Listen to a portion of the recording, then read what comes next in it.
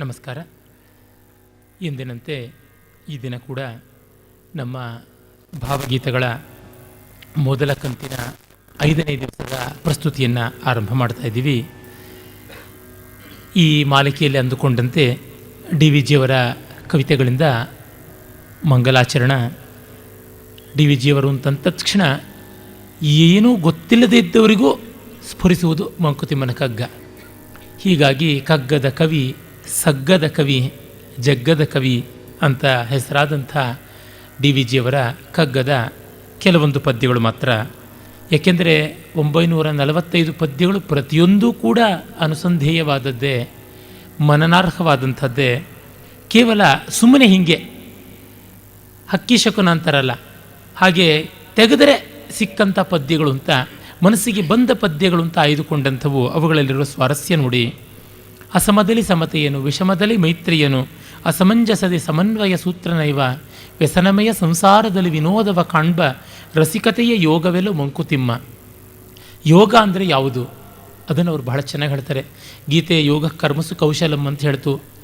ಯೋಗ ಸೂತ್ರಗಳು ಚಿತ್ತವೃತ್ತಿ ನಿರೋಧೋ ಯೋಗ, ಯೋಗಶ್ಚಿತ್ತವೃತ್ತಿ ನಿರೋಧ ಅನ್ನುವ ಸೂತ್ರ ಮಾಡಿತು. ಆದರೆ ಡಿ ವಿ ಜಿಯವರು ಅದಕ್ಕಿಂತ ಸೊಗಸಾಗಿ ಗೀತಾಚಾರ್ಯನನ್ನು ಮೀರುವ ಮಾಧುರ್ಯದಿಂದ ಯೋಗದ ಲಕ್ಷಣ ಹೇಳುವುದಿದೆಯಲ್ಲ, ಅದೊಂದು ಮಹಾಯೋಗ. ಅಸಮದಲ್ಲಿ ಸಮತೆಯನ್ನು, ಒಂದು ಇನ್ನೊಂದಕ್ಕೆ ಹೊಂದಿಕೆ ಇಲ್ಲ. ಈ ಒಂದು ಕೈಯಲ್ಲಿ ಯಾವ ಬೆರಳು ಒಂದು ಇಂದರಂತೆ ಹೊಂದಿಕೆ ಇಲ್ಲ ಅಂತಂದರೆ ಅವು ಎಲ್ಲ ಸೇರಿ ಒಂದೇ ಕೆಲಸ ಮಾಡುತ್ತವೆ ಎನ್ಬೋದು. ಅಥವಾ ಇನ್ನೊಂದು ಕೈ ಕಡೆ ನೋಡಿ, ಆಯಾ ಬೆರಳುಗಳು ಒಟ್ಟೊಟ್ಟು ಸೇರಿಕೊಳ್ಳುತ್ತವೆ, ಅಲ್ಲಿ ಸಮತ್ವ ಇದೆ. ಎಡದ ಹೆಬ್ಬೆರಳಿಗೆ ಬಲದ ಹೆಬ್ಬೆರಳು, ಎಡದ ತೋರ್ಬೆರಳಿಗೆ ಬಲದ ತೋರ್ಬೆರಳು, ಹೀಗೆ ಉಂಟು ಅಂತ ತೋರಿಸುವಂಥದ್ದು. ಒಂದು ವಿಸ್ತರಣದಿಂದ ಸಮನ್ವಯ, ಇನ್ನೊಂದು ಕಾರ್ಯದಿಂದ ಸಮನ್ವಯ ಅಂತ. ಅಸಮಂಜಸದಿ ಸಮನ್ವಯ ಸೂತ್ರನೈವ, ಇದು ಇಲ್ಲಿ ಹೊಂದಾಣಿಕೆ ಆಗುವಂಥದ್ದಲ್ಲ ಅಂತಂದರೆ ಅದಕ್ಕೊಂದು ಬೇರೆ ಪರಿಧಿಯನ್ನು ಕೊಟ್ಟರೆ ಅವಧಾನಗಳ ಸಮಸ್ಯಾಪೂರ್ಣವನ್ನೇ ಇದಕ್ಕೆ ಉದಾಹರಣೆ ಕೊಡ್ಬೋದು.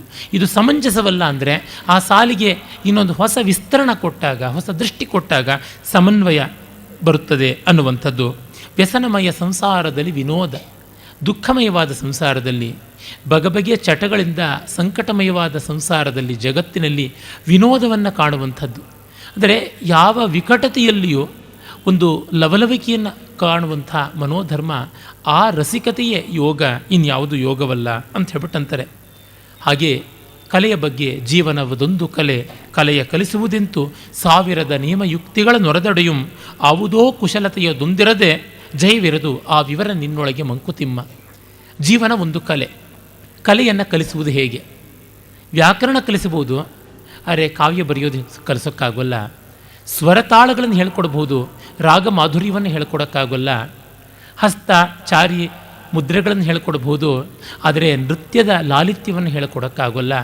ರೇಖಾವರ್ಣಗಳ ವಿಲಾಸವನ್ನು ಹೇಳ್ಕೊಡ್ಬೋದು, ಚಿತ್ರಕ ಕಲ್ಪನೆಯನ್ನು ಹೇಳ್ಕೊಡೋಕ್ಕಾಗೋಲ್ಲ. ಊಟ ಮಾಡೋದು ಹೇಳ್ಕೊಡ್ಬೋದು, ಹಸಿವಾಗೋದು ಹೇಗೆ ಅಂತ ಹೇಳ್ಕೊಡೋಕ್ಕಾಗೋಲ್ಲ. ತೃಪ್ತಿ ಪಡೆಯುವುದು ಹೇಗೆ ಅಂತ ಹೇಳೋಕ್ಕಾಗೋಲ್ಲ. ಉಸಿರಾಡೋದು ಹೇಳ್ಕೊಡ್ಬೋದು, ಬದುಕೋದನ್ನು ಹೇಳ್ಕೊಡೋಕ್ಕಾಗೋಲ್ಲ. ಈ ದೃಷ್ಟಿಯಿಂದ ಕಲೆಯ ಕಲಿಸುವುದೆಂತು ಸಾವಿರದ ನಿಯಮಯುಕ್ತಿಗಳ ನುರಿದೊಡೆಯುಂ, ಕೊನೆಯಿಲ್ಲದ ನಿಯಮ, ಸಾವು ಇರದ ಅಂತಲೂ ಅರ್ಥ ಮಾಡ್ಬೋದು.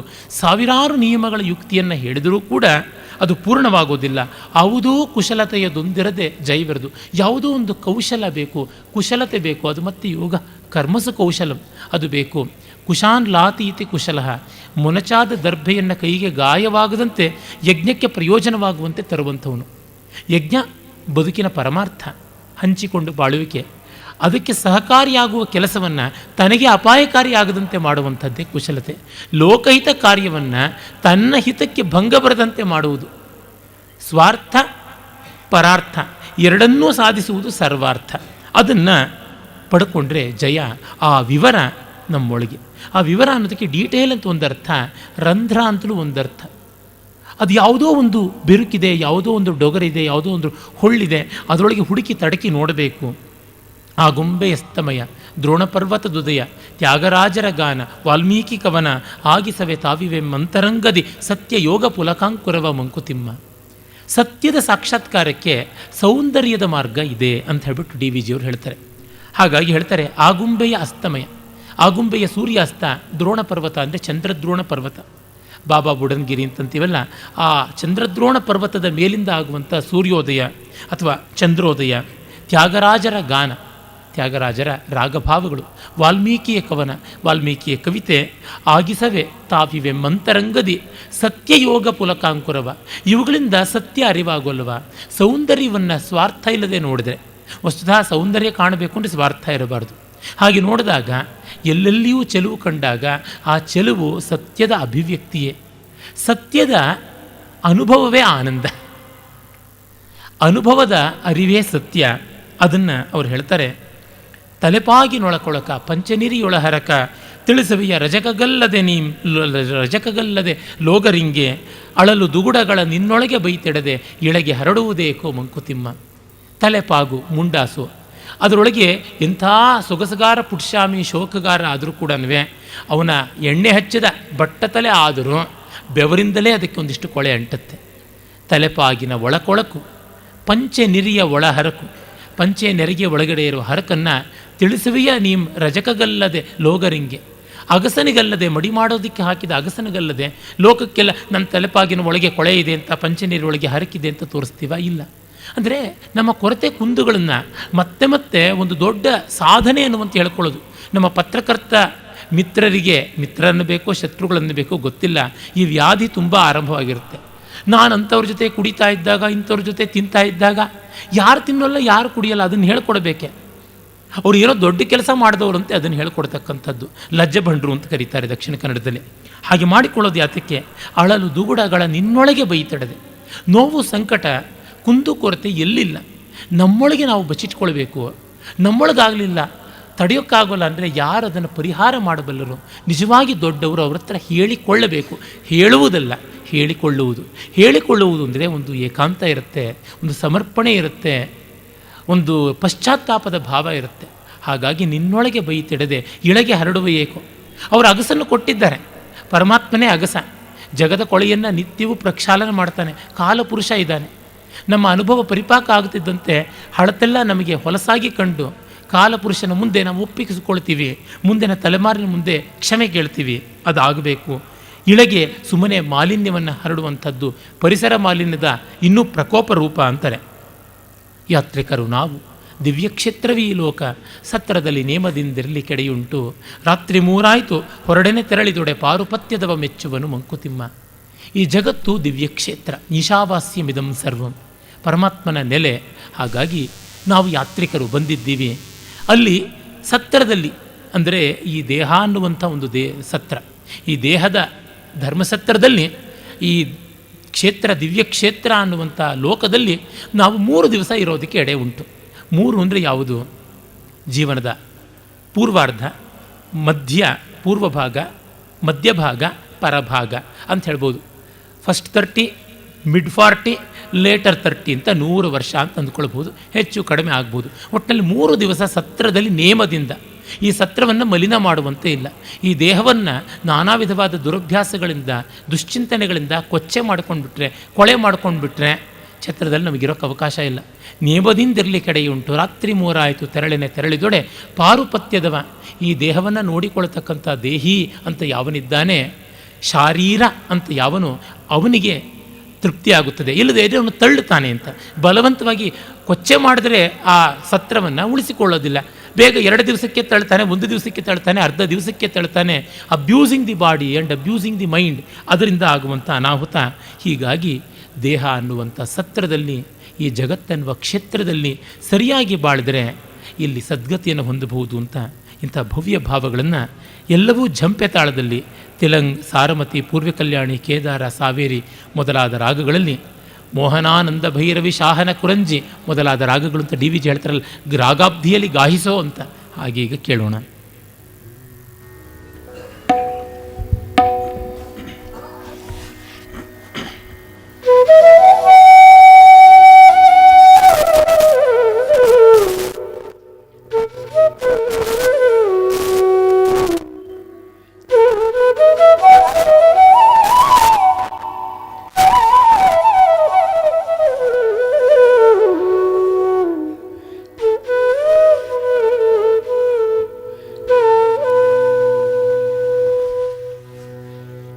ಅಸಮದಲ್ಲಿ ಸಮತೆಯನು, ವಿಷಮದಲ್ಲಿ ಮೈತ್ರಿಯನು, ಅಸಮದಲ್ಲಿ ಸಮತೆಯನು, ವಿಷಮದಲ್ಲಿ ಮೈತ್ರಿಯನು, ಅಸಮಂಜಸದಿ ಸಮನ್ವಯ ಸೂತ್ರನಯವ.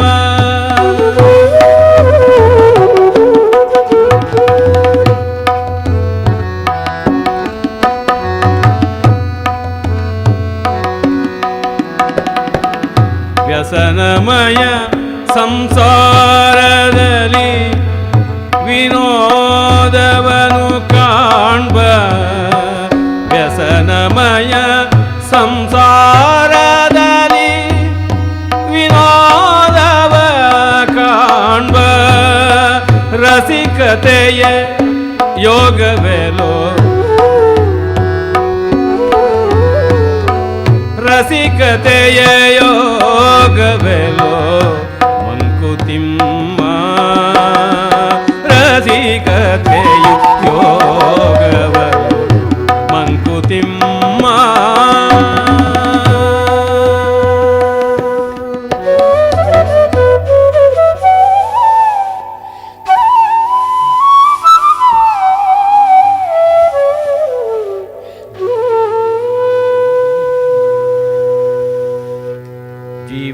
ಜೀವನವದೊಂದು ಕಲೆ, ಕಲೆಯ ಕಲಿಸುವುದಂತು. ಜೀವನವದೊಂದು ಕಲೆ, ಕಲೆಯ ಕಲಿಸುವುದಂತು. ಸಾವಿರದ ನಿಯಮ ಯುಕ್ತಿಗಳ ನೊರೆದೊಡೆಯುಂ,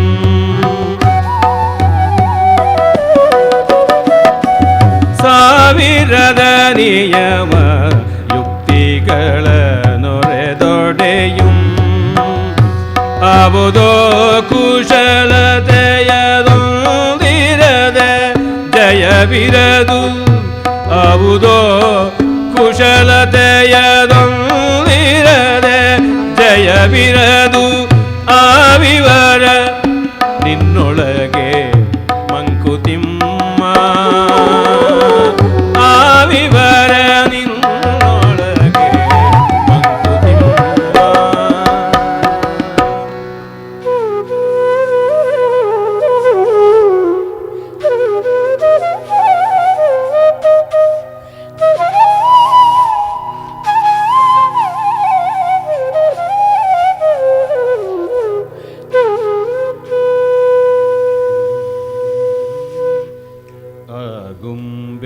ಆಗುಂಬೆಯಸ್ತಮಯ ದ್ರೋಣ ಪರ್ವತದುದಯ,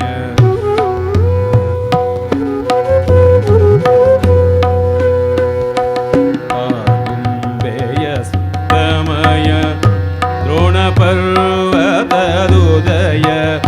ತ್ಯಾಗರಾಜನ ಗಾನ ವಾಲ್ಮೀಕಿ ಕವನ.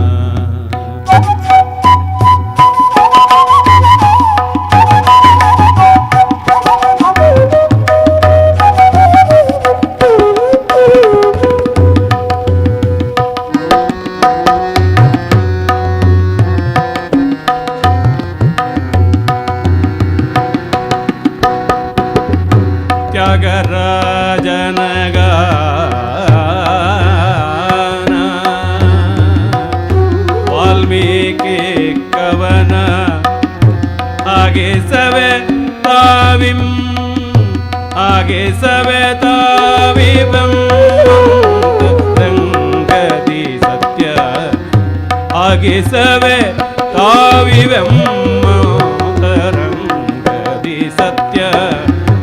ಯೋಗ ಪುಲಕಾಂಕುರವ ಮಂಕುತಿಮ್ಮ, ಯೋಗ ಪುಲಕಾಂಕುರವ ಮಂಕುತಿಮ್ಮ.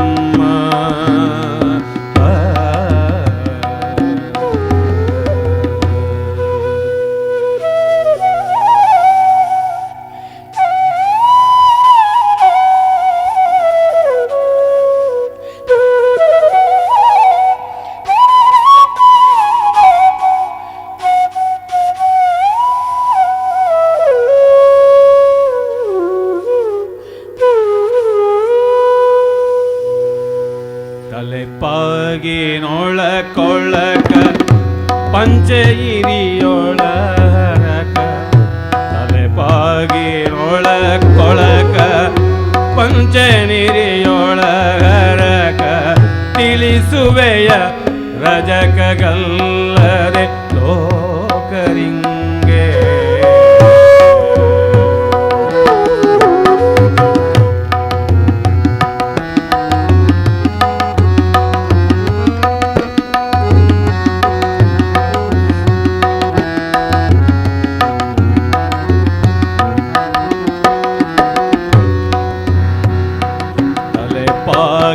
ತಲೆಪಾಗಿನೊಳಗೊಳಕ ಪಂಚನಿರಿಯೊಳಗರಕ ತಿಳಿಸುವೆಯ ರಜಕಗಲ್ಲದೆ ಲೋಕರಿಂಗೆ.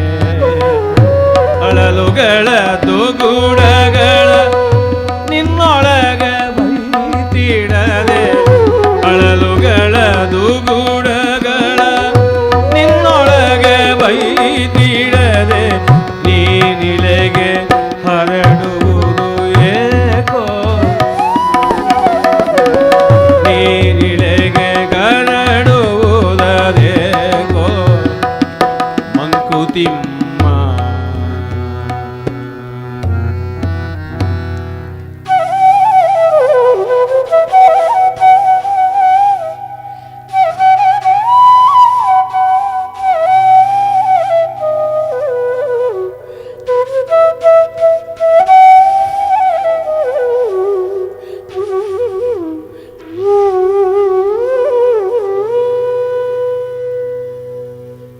ಯಾತ್ರಿಕರು ನಾವು ದಿವ್ಯ ಕ್ಷೇತ್ರ ವಿಲೋಕ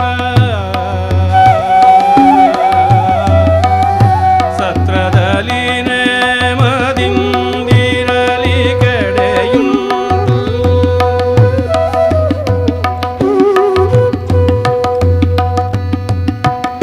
ಯಾತ್ರಿಕರು ನಾವು ದಿವ್ಯ ಕ್ಷೇತ್ರ ವಿಲೋಕ ಸತ್ರದಲ್ಲಿ ನೇಮದಿಂದಿರಲಿ ಕಡೆಯುಂಟು.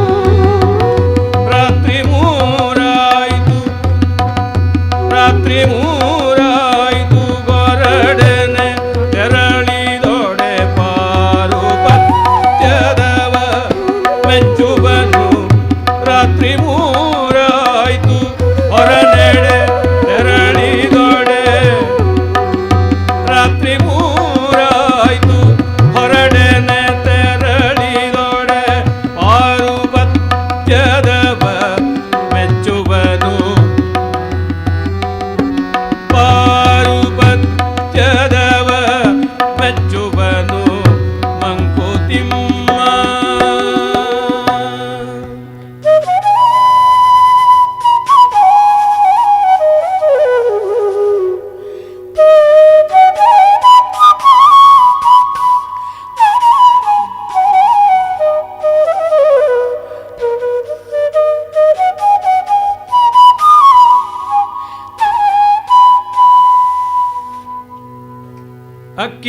ಅಕ್ಕಿಯೊಳಗನ್ನವನು ಮೊದಲಾರು ಕಂಡವನು, ಅಕ್ಕಿಯೊಳಗನ್ನವನು ಮೊದಲಾರು ಕಂಡವನು.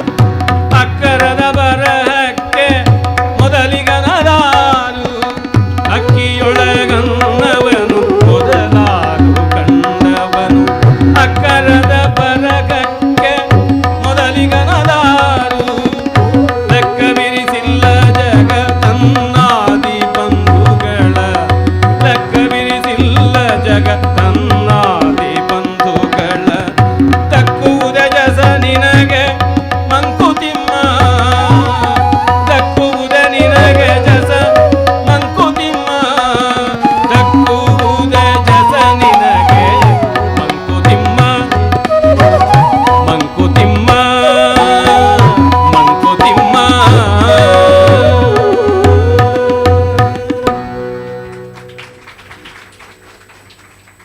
ಕಡೆಗೆ ಹೇಳಿದ ಆರನೆಯ ಆ ಕಗ್ಗದ ಪದ್ಯ ಹಾಳೆಯ ಇನ್ನೊಂದು ಮಗ್ಗಲಲ್ಲಿದ್ದಿದ್ದರಿಂದ ನನ್ನ ಕಣ್ಣಿಗೆ ಬೀಳಲಿಲ್ಲ. ಎಷ್ಟೇ ಪದ್ಯಗಳನ್ನು ಆಯ್ಕೆ ಮಾಡಿದ್ದು ತಂದುಕೊಂಡೆ, ಎಷ್ಟು ಆಯ್ಕೆ ಮಾಡಿಬಹುದು. ಅಕ್ಕಿಯೊಳಗನ್ನವನ್ನು ಮೊದಲಾರು ಕಂಡವರು, ಅಕ್ಕಿಯನ್ನು ಬೇಯಿಸಿ ಅನ್ನ ಮಾಡಬಹುದು ಅಂತ ಕಂಡುಕೊಂಡವನು ಯಾರು? ಅಕ್ಕರದ ಬರಹಗಳಿಗೆ ಮೊದಲಿಗನದಾರು, ಅಕ್ಷರ, ಲಿಪಿ ಮತ್ತು ಲೆಕ್ಕ ಇತ್ಯಾದಿಗಳನ್ನು ಮೊದಲು ಕಂಡುಹಿಡಿದವನು ಯಾರು? ಲೆಕ್ಕವಿರಿಸಿಲ್ಲ ಜಗ ತನ್ನ ಆದಿಬಂಧುಗಳ. ಈ ಜಗತ್ತು ತನ್ನ ಆದಿಬಂಧುಗಳಿಂದ ಬೆಂಕಿ ಕಂಡುಹಿಡಿದವನು ಯಾರು? ಚಕ್ರ ಕಂಡುಹಿಡಿದವನು ಯಾರು? ನೂಲನ್ನು ಕಂಡುಹಿಡಿದವನು ಯಾರು? ಬಟ್ಟೆ ಕಂಡುಹಿಡಿದವನು ಯಾರು? ಪಾತ್ರೆ ಕಂಡುಹಿಡಿದವನು ಯಾರು? ಮಡಿಕೆ, ಕುಡಿಕೆ ಇತ್ಯಾದಿ ನೋಡಿದರೆ ಅಸಂಖ್ಯ ಕೋಟಿಯ ಅನ್ವೇಷಣೆಗಳಿಗೆ, ಆವಿಷ್ಕಾರಗಳಿಗೆ ಯಾರು ಮೊದಲಿಗರು ಅಂತ ಗೊತ್ತೇ ಇಲ್ಲ. ಆದರೆ ನಾವು ಕಾಪಿ ರೈಟು, ಪೇಟೆಂಟ್ ರೈಟು ಅಂತ ಹೇಳ್ಕೊಂಡು ಮಾಡ್ಕೊಳ್ತೀವಿ. ಈ ಮಂಕುತಿಮ್ಮನ ಕಗ್ಗವನ್ನೇ ಚಿನ್ಮಯ ಮಿಷನ್ನಿನ ಬಹಳ ಹೆಸರು ಗಳಿಸಿದಂಥವ್ರು ಅಂತ ಅಂದ್ಕೊಳ್ಳೋ ಸ್ವಾಮಿ ಬ್ರಹ್ಮಾನಂದರು ನನ್ನಿಂದಾಗಿ ಇದು ಪ್ರಚಾರಕ್ಕೆ ಬಂತು ಅಂತ ಕೋಲಾಹಲ ಮಾಡಿದ್ರು, ಆಟಾಟೋಪ ಮಾಡಿದ್ರು. ಕಗ್ಗಕ್ಕೆ ಅವರಂತೆ ಪ್ರಸಿದ್ಧಿ ಕೊಡ್ತಕ್ಕಂಥದ್ದು, ಅವರ ಕಾವಿಯಿಂದ ಅವರಿಗೆ ಪ್ರಸಿದ್ಧಿ ಬಂತೆ ಹೊರತು ಅವ್ರ ಯೋಗ್ಯತೆಯಿಂದ ಬಂದಿದ್ದಲ್ಲ. ನನಗೆ ಹೇಳೋದಕ್ಕೆ ಯಾವ ಅಂಜಿಕೆ ಇಲ್ಲ, ಯಾವ ಹೆದರಿಕೆ ಇಲ್ಲ. ಆದರೆ ಕಗ್ಗಕ್ಕೆ ಅವರ ಕೊಡ್ತಕ್ಕಂಥದ್ದು. ಸೂರ್ಯನಿಗೆ ನಾನು ಪ್ರಸಿದ್ಧಿ ಕೊಟ್ಟೆ ಅಂತ ಒಂದು ಮುಂಗೋಳಿ ಹೇಳ್ತಂತೆ, ನಾನು ಕೂಗದೆ ಇದ್ದರೆ ಸೂರ್ಯ ಹೇಳ್ತಾ ಇರಲಿ ಅಂತ. ಇವರು ಹುಟ್ಟಕ್ಕೆ ಮುಂಚೆ ಕಗ್ಗ ಹುಟ್ಟಿತು, ಇವರು ಸತ್ತ ಮೇಲೂ ಕಗ್ಗ ಬದುಕೇ ಇರುತ್ತೆ. ಇಂಥದ್ದು ಅವರು ತಾವು ಮಾಡಿಸಿದ ಕ್ಯಾಸೆಟ್ಗಳಿಗೆ, ಪುಸ್ತಕಗಳಿಗೆ ಕಾಪಿ ರೇಟ್ ಅಂತಂದರು. ಈ ಸಂಸ್ಥೆಗೆ ಕಾಪಿ ರೇಟ್ ಕೊಡಬೇಕಾಗಿದ್ದರೆ ಕೊಡಲಿಲ್ಲ. ಕೇಳಿದ್ದಕ್ಕೆ ಮಾರುದ್ದ ಊರುದ್ದದ ಪತ್ರಗಳನ್ನು ಬರೆದ್ರು, ಬೈದರು, ಸನ್ಯಾಸ ಧರ್ಮವನ್ನು ಬಿಟ್ಟರು, ಕೋಲಾಹಲ ಮಾಡಿದ್ರು. ಬಿಟ್ಟೇ ಬಿಡ್ತೀನಿ ಕಗ್ಗ ಅಂತಂದರು. ಸಭೆಗೆ ಯಾರೂ ಬರಲಿಲ್ಲ. ಆಗ ಮತ್ತೆ ಹಳೆ ಗಂಡನ ಪಾದವೇ ಗತಿ ಅಂತ ಕಗ್ಗಕ್ಕೆ ಕೈ ಹಿಡ್ಕೊಂಡ್ರು. ಅಂದರೆ ಕಾಪಿ ರೇಟ್ನ ಮನೋಧರ್ಮ ಏನೆಲ್ಲ ಮಾಡುತ್ತದೆ ಅಂತಂದರೆ, ಇನ್ನೊಬ್ಬರನ್ನ ಕಾಪಿ ಮಾಡೋದಕ್ಕೆ ನನಗೆ ರೈಟ್ಸ್ ಇದೆ, ಅರೆ ನನ್ನದನ್ನು ಮಾತ್ರ ಯಾರೂ ಕಾಪಿ ಮಾಡಬಾರ್ದು ಅನ್ನುವಂಥ ಡಿಕ್ಟೇಟ್ ಮಾಡುವಂಥದ್ದು ನೋಡಿದ್ರೆ, ಇದು ಎಂದೋ DVG ಅವರು ಭಾಷ್ಯ ಬರೆದು ಬಿಟ್ಟಿದ್ದಾರೆ ಮಂಕುತಿಮ್ಮನ ಕಗ್ಗದಲ್ಲಿ. ದಾರ್ಶನಿಕರಾದ ಮಹಾಕವಿ ಆತ. ಅವರ ಜೊತೆಯವರು, ಅವರಿಗೆ ತುಂಬ ಹತ್ತಿರದವರು, ನಿಕಟರಾದವರು BM ಶ್ರೀಕಂಠಯ್ಯನವರು. ಕನ್ನಡದ ಕಣ್ವ ಅಂತ ಹೆಸರಾದರು, ಕನ್ನಡದ ಶಕುಂತಲೆಯನ್ನು ಬೆಳೆಸಿದವರು ಅಂತ. ಕನ್ನಡಕ್ಕೆ ಅಭಿಮಾನ ಇತ್ಯಾದಿಗಳನ್ನೆಲ್ಲ ತುಂಬಿಕೊಟ್ಟಂಥ ಮಹನೀಯರು. ನಿಜ, ಕೆಲವೊಂದು ನಮಗೆ ಹೆಚ್ಚೇನು ಅನಿಸುತ್ತೆ. ಆದರೆ ಇವತ್ತು ಬೆಂಗಳೂರಿನಲ್ಲಿಯೇ ಕನ್ನಡ ಹುಡುಕಬೇಕಾದ ಪರಿಸ್ಥಿತಿ ಬಂದರೆ, ಕನ್ನಡದಲ್ಲಿ ಮಾತನಾಡುವುದನ್ನು ಬೆಂಗಳೂರಿನ ಪೂರ್ವದಲ್ಲಿ ಮೈಲಿಗೆ ಅಂತ ಭಾವಿಸುವುದನ್ನು ನೋಡಿದಾಗ ನಮಗೆ ಒಂದು ರೀತಿ ಸಂಕೋಚವಾಗುವಾಗ BM ಶ್ರೀಯವರ ಕೆಲಸ ಎಷ್ಟು ದೊಡ್ಡದು ಅನಿಸುತ್ತೆ. ಕನ್ನಡಕ್ಕೊಂದು ಬಾವುಟ ಕೊಟ್ಟರು, ಕನ್ನಡಕ್ಕೆ ಒಂದು ಸಂಘಟನೆಯನ್ನು, ಪಡೆಯನ್ನು ಕೊಟ್ಟರು. ಅವರ ಏರಿಸಿ ಹಾರಿಸಿ ಕನ್ನಡದ ಬಾವುಟ ಬಹಳ ಪ್ರಸಿದ್ಧವಾದ ನಾಡ ಭಕ್ತಿಯ ಗೀತೆ. ಅದನ್ನು ಕಾಳಿಂಗರಾಯರೇ ಮೊದಲಾದವರು ಉಜ್ವಲವಾಗಿ ಹಾಡಿದರು. ಇಲ್ಲಿಯ ಅರ್ಥಕ್ಕೆ ಏನು ವಿಶೇಷ ಇಲ್ಲ, ಆದರೆ ಅಲ್ಲಿರುವ ಭಾವ ಮಾತ್ರ ಬಹಳ ದೊಡ್ಡದು ಅಂತ ಅನಿಸುತ್ತೆ. ಹೀಗಾಗಿ ಅವರು ಕನ್ನಡದಲ್ಲಿ ಕಲಿಗಳು ಹುಟ್ಟಬೇಕು, ಕನ್ನಡ ವೀರೋಚಿತವಾಗಿ ಬೆಳೆಯಬೇಕು ಅನ್ನುವ ಭಾವವನ್ನು ತೋರಿಸಿದರು. ಮತ್ತು ಅವರು ಕುಡಿ, ಧ್ವಜ, ಪತಾಕೆ, ಕೇತನ ಈ ಥರದ್ದೆಲ್ಲ ಇದ್ದಾಗಲೂ ಬಾವುಟ ಅಂತ ಬಾ ದೀರ್ಘ ಬರಬೇಕು, ಓಷ್ಠ್ಯವರ್ಣವಾದ ಬಾ ಬರಬೇಕು, ಮೂರ್ಧನ್ಯವಾದಂಥ ಟಾ ಬರಬೇಕು, ಉಕಾರೋತ್ತರವಾದ ವಕಾರ ಬರಬೇಕು. ಹೀಗೆ ಕಷ್ಟವಾದ ವರ್ಣಗಳನ್ನು ಸೇರಿಸಿ ಬಾವುಟ ಅಂತ ಒತ್ತಿ ಹೇಳಬೇಕು, ಗಮನ ಇಟ್ಟು ಹೇಳಬೇಕು, ಬಾಯಿ ತುಂಬ ಹೇಳಬೇಕು. ಕನ್ನಡದ ಬಾವುಟ ಹಾಗೆ ಹಾರಬೇಕು ಅಂತ ಅಪ್ಪಟ ಕನ್ನಡ ಶಬ್ದ. ಅಂದರೆ ಕುಡಿ ಇದೆ, ಟೆಕ್ಕೆ ಇದೆ. ಅರೆ ಕುಡಿ ಚಿಕ್ಕ ಪದ, ನೋಡ್ತಿದ್ದಂತೆಯೇ ಆರಿ ಹೋಗುತ್ತೆ. ಟೆಕ್ಕೇನು ಅಷ್ಟೇ, ಬೇಗ ಜಾರಿ ಹೋಗುತ್ತೆ. ಬಾವುಟ ನಿಡಿದಾಗಿ ಹೇಳಬೇಕಾದದ್ದು. ಕನ್ನಡದ ಬಾವುಟ ಹಾಗೆ ನಿಡಿದಾಗಿ ಪಸರಿಸಬೇಕು, ಪಟಪಟಾಯಮಾನವಾಗಿರಬೇಕು ಅಂತನ್ನುವ ಅರ್ಥದಲ್ಲಿ ಅವರು ಕನ್ನಡದ ನಾಡ ನುಡಿಯ ಅಭಿಮಾನದ ಗೀತೆಗಳನ್ನು, ಬೇರೆ ಕವಿಗಳ ಗೀತವನ್ನು ಸೇರಿಸಿ ಕನ್ನಡದ ಬಾವುಟ ಅಂತಲೇ ಪರಿಷತ್ತಿನಿಂದ ಒಂದು ಪುಸ್ತಕವನ್ನು ಹೊರತಂದರು. ದೊಡ್ಡ ದೊಡ್ಡ ಕೆಲಸಗಳನ್ನೆಷ್ಟೋ ಮಾಡಿದರು, ಮಾಡಿಸಿದರು. ಅವರ ಒಂದು ರಚನೆ ಶುದ್ಧ ಧನ್ಯಾಸಿ ಆದಿತಾಳ.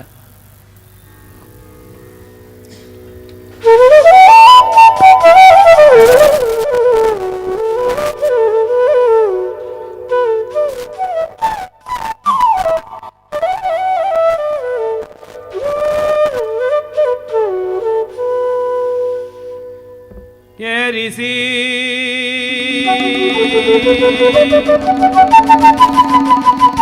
ಹಾರಿಸಿ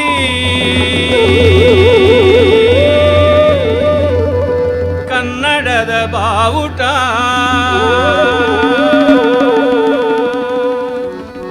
ಏರಿಸಿ ಹಾರಿಸಿ ಕನ್ನಡದ ಬಾವುಟ ಹಾರಿಸಿ ತೋರಿಸಿ ಕೆಚ್ಚದೆಯ ಬಾವುಟ ಹಾರಿಸಿ ತೋರಿಸಿ ಕೆಚ್ಚದೆಯ ಬಾವುಟ ಆಳ್ ಕನ್ನಡ ತಾಯ್ ಆಳ್ ಕನ್ನಡ ತಾಯ್ ಏಳ್ ಕನ್ನಡ ತಾಯ್ ಕನ್ನಡಿಗರೊಡತಿ ಓ ರಾಜೇಶ್ವರಿ ಕನ್ನಡಿಗರೊಡತಿ ಓ ರಾಜೇಶ್ವರಿ ಓ ರಾಜೇಶ್ವರಿ ಓ ರಾಜೇಶ್ವರಿ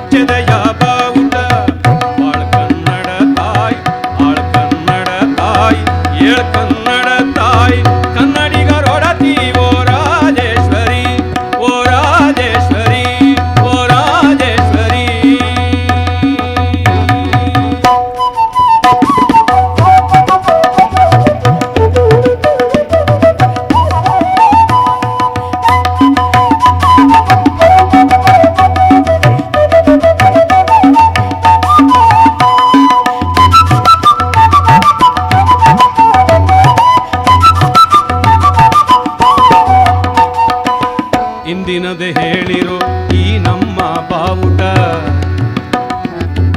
ಇಂದಿನದೆ ಹೇಳಿರೋ ಈ ನಮ್ಮ ಬಾವುಟ, ಕುಂದಿಹುದೆ ನೋಡಿರೋ ಈ ನಮ್ಮ ಬಾವುಟ, ಕುಂದಿಹುದೆ ನೋಡಿರೋ ಈ ನಮ್ಮ ಬಾವುಟ, ಏನೇನ ಕಂಡುದೋ ಬಾನಾಡಿ ಬಾವುಟ, ಏನೇನ ಕಂಡುದೋ ಬಾನಾಡಿ ಬಾವುಟ,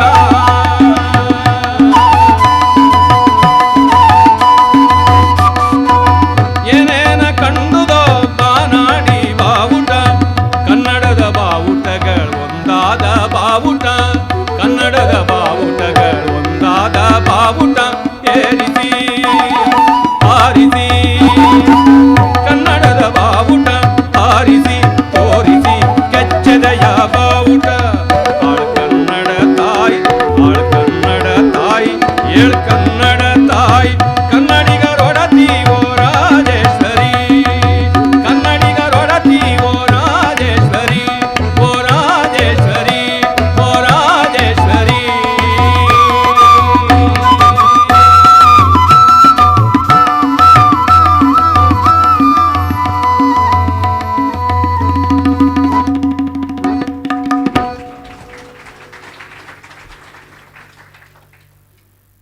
ಮುಂದಿನ ಗೀತ ಮೇಲುಕೋಟೆಯ ಕವಿ ಪೂತಿನ ಅವರದು ಒಂದು ರೀತಿಯಾದ ಧ್ಯಾನಶೀಲವಾದ ಮನಸ್ಸು. ಅದಕ್ಕೆ ತಕ್ಕಂತೆ ಅವರ ಕವಿತೆಗಳೆಲ್ಲ ಅದೇ ಬಗೆಯ ಉಪಶಾಂತಿಯನ್ನು, ಕಾಂತಿಯನ್ನು ಒಳಗೊಂಡಿರುವಂಥದ್ದು. ಬಾನ್ ತಿಳಿದತ್ತು ಅವರ ಪ್ರಸಿದ್ಧ ಕವನಗಳಲ್ಲೊಂದು. ಬಾನ್ ತಿಳಿದಿತ್ತು ಬಿಳಿಮುಗಿಲು ಒಳಿಯು ಕೇಳಿಯ ದೋಣಿಯ ಹೋಲಿತ್ತು, ಸರಸಿಗಳೆಡೆಯೊಳು ಬಯಲೊಳು ಮಲೆಮೇಲ್ ಬೆಚ್ಚನೆ ಕಿರು ಬಿಸಿಲು ಹೊರಗಿತ್ತು. ಕೆ ಕೃಷ್ಣಮೂರ್ತಿಯವರು ತುಂಬ ಚೆನ್ನಾಗಿ ನವೋದಯ ಕನ್ನಡದಲ್ಲಿ ಬರುವಂತಹ ಲಕ್ಷಣಾಮೂಲ ಧ್ವನಿಗಳು ಅಂತ ಒಂದು ಧ್ವನಿ ಪ್ರಭೇದವನ್ನು ತೋರಿಸುವಾಗ ಇಂಥ ಕವಿತೆಗಳನ್ನು ಎಷ್ಟನ್ನೋ ಬಳಸ್ಕೊಳ್ತಾರೆ. ಬಯಲೊಳು ಮಲೆಮೇಲ್ ಸರಸಿಗಳ ಎದೆಯೊಳು ಬೆಚ್ಚನೆ ಕಿರು ಬಿಸಿಲು ಹೊರಗಿತ್ತು. ಕಿರು ಬಿಸಿಲನ್ನು ಒಂದು ವ್ಯಕ್ತೀಕರಣ ಮಾಡಿ ಅದು ಹಾಯಾಗಿ ಹೊರಗಿ ಮಲಗಿತ್ತು ಅನ್ನುವಂಥ ಒಂದು ಲೀನಿಂಗ್, ರಿಕ್ಲೈನಿಂಗ್ ಪಾಶ್ಚರ್ ಅಂತೀವಲ್ಲ, ಅದನ್ನು ಕೊಡ್ತಾರೆ. ಹಸುರೊಳು ಹಿಮಮಣಿ ರತ್ನಜ್ಯೋತಿಗಳಂಬನು ದೆಸೆದೆಸೆಗೆಸೆದಿತ್ತು, ಶರದದ ಹಗಲೊಳು ಚೆಲುವಿತ್ತು ಬಿಡುವಿತ್ತು ನಲವಿತ್ತು. ಆ ಛಂದಸ್ಸನ್ನು ನೋಡಿ ಒಂದೊಂದು ಗಣ ಆದಮೇಲೆ ಒಂದೊಂದು ಮುಡಿ ಅನ್ನುವಂಥ ಒಂದು ಛಾಂದಸವಾದ ತಾಂತ್ರಿಕ ಪರಿಭಾಷೆಯಲ್ಲಿ ಹೇಳ್ತೀವಿ.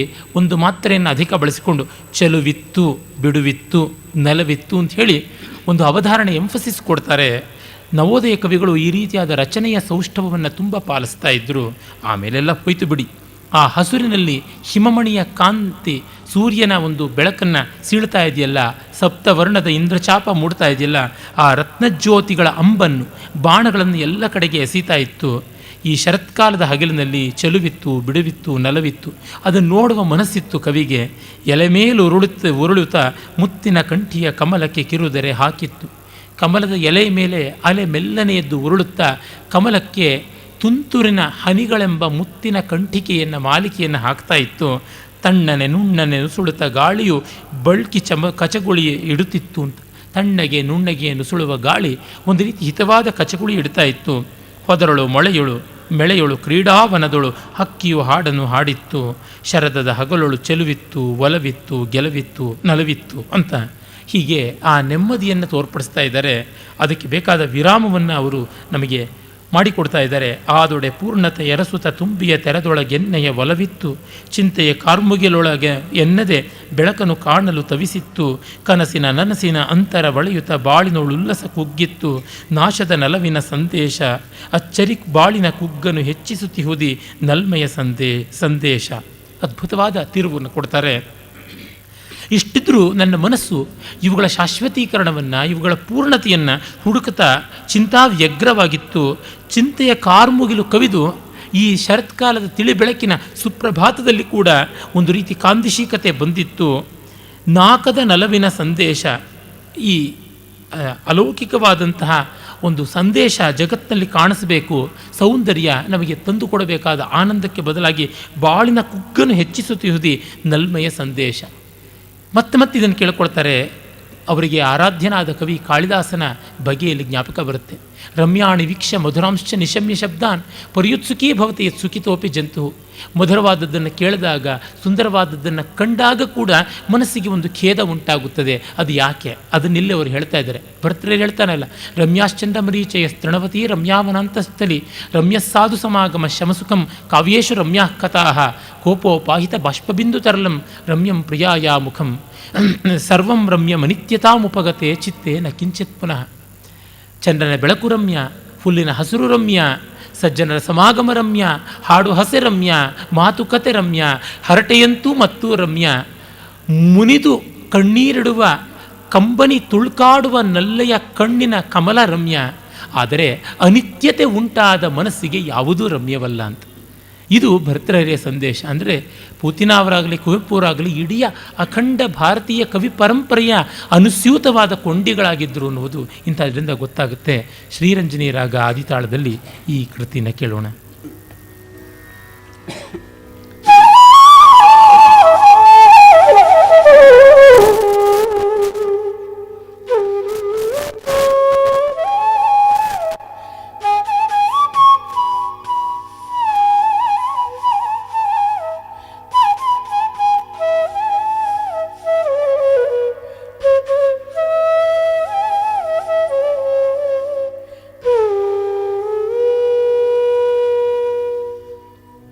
ಬಾನ್ ತಿಳಿದಿತ್ತು ಬಿಳಿ ಮುಗಿಲೋಳಿಯ ಕೇಳಿಯ ದೋಣಿಯ ಹೋಲಿತ್ತು.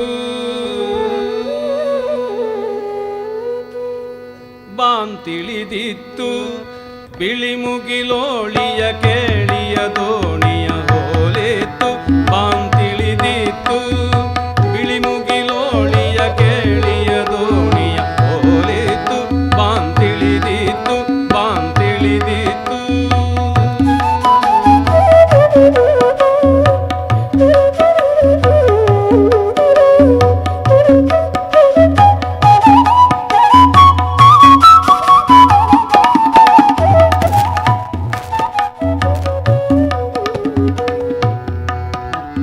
ಸರಸಿಗಳೆದೆಯೊಳು ಬಯಲೊಳು ಮಲೆ ಮೇಲ್ ಬೆಚ್ಚನೆ ಕಿರುಬಿಸಿಲೊರಗಿತು. ಸರಸಿಗಳೆದೆಯೊಳು ಬಯಲೊಳು ಮಲೆ ಮೇಲ್ ಬೆಚ್ಚನೆ ಕಿರುಬಿಸಿಲೊರಗಿತು. ಹಸುರೊಳು ಹಿಮಮಣಿ ರತ್ನ ಜ್ಯೋತಿಗಳಂಬನು ದೆಸೆ ದೆಸೆಗೆಸೆದಿತ್ತು.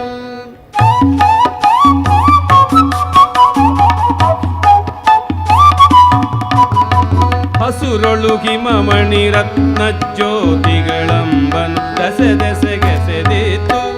ಶರದದ ಹಗಲೊಳು ಚೆಲುವಿತ್ತು, ಬಿಡುವಿತ್ತು, ನಲವಿತ್ತು. ಶರದದ ಹಗಲೊಳು ಚೆಲುವಿತ್ತು, ಬಿಡುವಿತ್ತು, ನಲವಿತ್ತು. ಬಾನ್ ತಿಳಿದಿತ್ತು ಬಿಳಿ ಮುಗಿಲೋಳಿಯ ಕೇಳಿಯ ದೋಣಿಯ ಹೋಲಿತ್ತು. ಬಾನ್ ತಿಳಿದಿತ್ತು.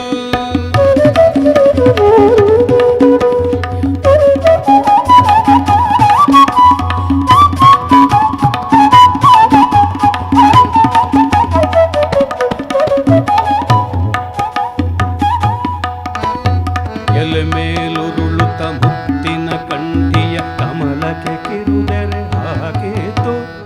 ಎಲೆ ಮೇಲುರುಳುತ್ತ ಮುತ್ತಿನ ಕಂಠಿಯ ಕಮಲಕ್ಕೆ ಕಿರುದೆರೆ ಹಾಕಿತು.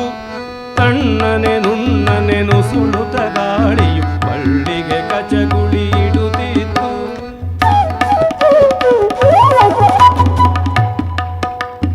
ತಣ್ಣನೆ ನುಣ್ಣನೆ ತಣ್ಣನೆ ನುಣ್ಣನೆ ನುಸುಳುತ್ತ ಗಾಳಿಯು ಬಳ್ಳಿಗೆ ಕಚಗುಳಿ ಇಡುತ್ತಿತ್ತು, ಇಡುತ್ತಿತ್ತು, ಇಡುತ್ತಿತ್ತು. ಹೊದರಳು ಬೆಳೆಯೊಳು ಕ್ರೀಡಾವನದೊಳು ಹಕ್ಕಿಯು ಹಾಡನು ಹಾಡಿತ್ತು.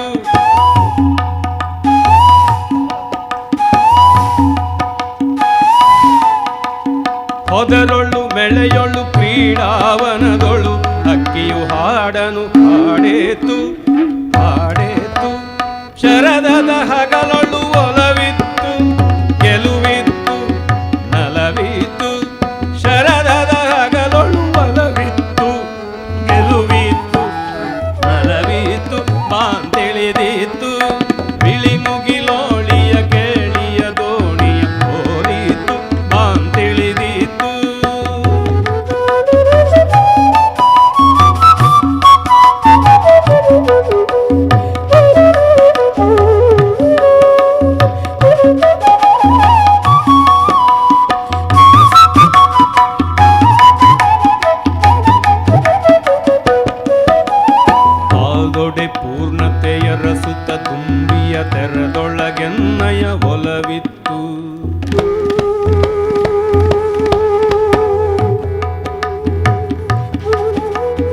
ಆದೊಡೆ ಪೂರ್ಣತೆಯ ರಸುತ ತುಂಬಿಯ ತೆರದೊಳಗೆನ್ನಯ ಒಲವಿತ್ತು ಚಿಂತೆಯ ಕಾರ್ಮುಗಿಲಿರುಳೊಳಗೆನ್ನದೆ ಬೆಳಕನು ಕಾಣಲು ತವಿಸಿತು ಚಿಂತೆಯ ಕಾರ್ಮುಗಿಲಿರುಳೊಳಗೆನ್ನದೆ ಬೆಳಕನು ಕಾಣಲು ತವಿಸಿತು ಕನಸಿನ ನನಸಿನ ಅಂತರವಳೆಯುತ ಬಾಳಿನೊಳುಲ್ಲಸ ಕುಪ್ಪಿತ್ತು ಕನಸಿನ ನನಸಿನ ಅಂತರವಳೆಯುತ ಬಾಳಿನೊಳುಲ್ಲಸ ಕುಪ್ಪಿತ್ತು ನಾಕದ ನಲವಿನ ಸಂದೇಶ